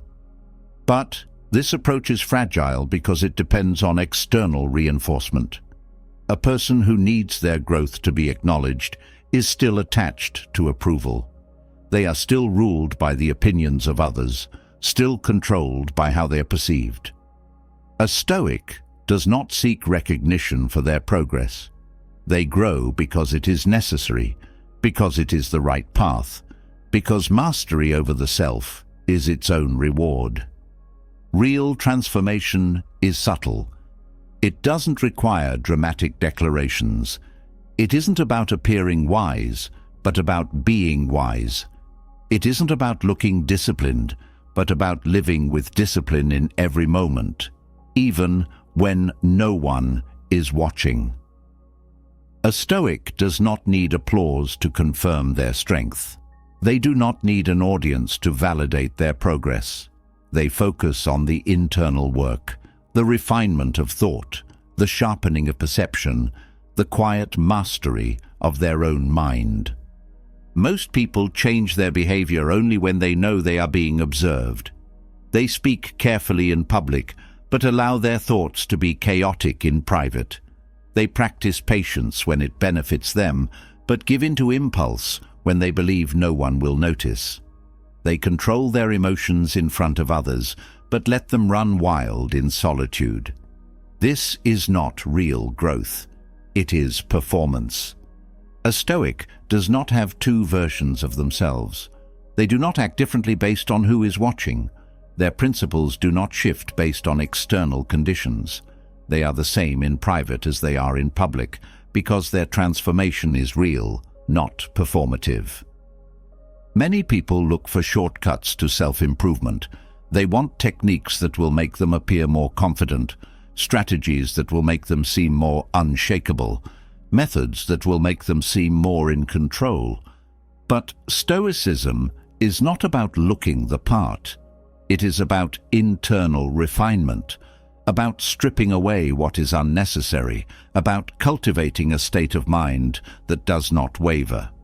A person who truly embodies Stoic principles does not need to convince anyone of their strength. It is evident in their presence, in their decisions, in their ability to remain steady in all conditions. Most people overestimate the importance of being seen. They think progress is worthless unless it is recognized. They chase status, visibility, approval, hoping that external confirmation will make their growth feel real. But a Stoic does not seek validation. They do not care if their progress is noticed. They do not measure their worth by how others respond to them. They focus on mastery for its own sake, knowing that the deepest transformations happen in silence, in the moments when no one is looking, in the decisions that shape their character without needing recognition. True growth is invisible because it happens in the way a person thinks. It is not about performing wisdom, but about developing it. It is not about showcasing resilience, but about embodying it. It is not about appearing unaffected, but about actually being unaffected. A Stoic does not pretend to be strong. They do the work necessary to become unshakable. They do not put on a mask of wisdom. They refine their mind so that wisdom is their natural state. They do not act disciplined for show. They train their will so that discipline is effortless. Many people attach their sense of progress to external milestones. They believe they will be transformed once they reach a certain achievement, once they receive recognition, once they have something concrete to point to. This mindset keeps them stuck because they are waiting for confirmation from outside themselves. A Stoic does not need proof of progress. They know they are growing by the way they handle challenges, by the way they respond to hardship, by the way they remain calm in the face of what used to unsettle them. Most people crave results they can display. They want physical evidence of their transformation, something that others can acknowledge and admire. They want visible proof that they have changed, because they fear that if no one sees it, it is not real. But the most profound changes do not need to be seen. They are felt. A Stoic does not need to prove themselves. They know their strength by the way they move through life, by the way they face difficulty, by the way they handle the unexpected with composure and clarity. A person who has truly mastered themselves does not need to announce it. They do not seek approval. They do not chase recognition. They do not require praise. Their confidence is quiet, not because they're hiding anything, but because they do not need validation. They do not need others to confirm their growth. They know who they are. Most people struggle with this because they still tie their worth to how they are perceived. They fear that if their growth is not acknowledged, it does not exist. But a Stoic understands that external recognition is irrelevant. Growth is not something that needs to be displayed. It is something that is lived. Many assume that a powerful presence comes from speaking louder, from making bold declarations, from proving their strength. But true presence comes from the absence of insecurity. A Stoic does not need to prove anything. Their mastery is evident in their calm, in their clarity, in their ability to move without seeking approval. They do not seek to impress. They do not perform for others. They refine themselves quietly, knowing that real power is never loud, never desperate for acknowledgement, never dependent on being seen. A person who requires recognition for their discipline has not yet mastered it. A person who needs applause for their self-control has not yet developed it fully. A person who must showcase their wisdom is still seeking external confirmation. A Stoic does not seek these things. They focus on the work, not on how the work is perceived. They cultivate strength without needing others to see it. They develop wisdom without needing others to acknowledge it. They live their principles, not for approval, but because it is the right way to live. Most people want quick transformations, something that will make them appear strong overnight. But mastery is built slowly, in the small moments of self-discipline, in the unseen decisions, in the quiet choices that shape character over time. A Stoic does not rush this process. They do not seek shortcuts. They commit to the path, not because of what it will give them in terms of recognition, but because it is the only path worth walking. A person who has truly grown does not need to convince anyone. Their presence alone is enough. Their actions, their consistency, their ability to remain steady in all circumstances, these things speak for themselves. They do not seek validation. They do not need to be noticed. They have mastered themselves, and that is enough. Everything you've just learned isn't just theory. It's a blueprint for an unshakable mind, a disciplined life, and a deep sense of purpose that most people will never experience. The world is chaotic, full of distractions, pressures, and fleeting desires, but you now hold the key to something greater: complete mastery over your mind, emotions, and time. You've seen how Stoicism rewires your mindset for absolute stability. You've learned to break free from external influence, to turn pain into power, to move through life with effortless discipline, and to build an inner fortress that no hardship can penetrate. You now understand that true strength isn't loud, it's silent. It's in the way you think, in the way you carry yourself, in the way you face every challenge with calm and clarity. Most people drift through life reacting, overthinking, chasing things that do not matter. But you're not most people. You now have the tools to live with intention, to set unshakable boundaries, to master your time, and to lead without needing validation. You no longer wait for motivation. You act. You no longer fear death. You use it as fuel to live fully. You no longer waste time seeking approval. You refine yourself for the sake of mastery alone. So, the only question left is, what will you do now? Will you take these lessons and apply them, making small daily changes that will lead to unstoppable transformation? Or will you let them fade, slipping back into the noise of the world? If this resonated with you, leave a comment below. Tell me, what was your biggest takeaway? Which lesson are you going to apply first? Or, if you truly understand Stoicism, say nothing at all. Let your actions be your response. And if you want to keep sharpening your mind, strengthening your resolve, and mastering your life, make sure you subscribe to the channel. The journey doesn't end here. This is only the beginning.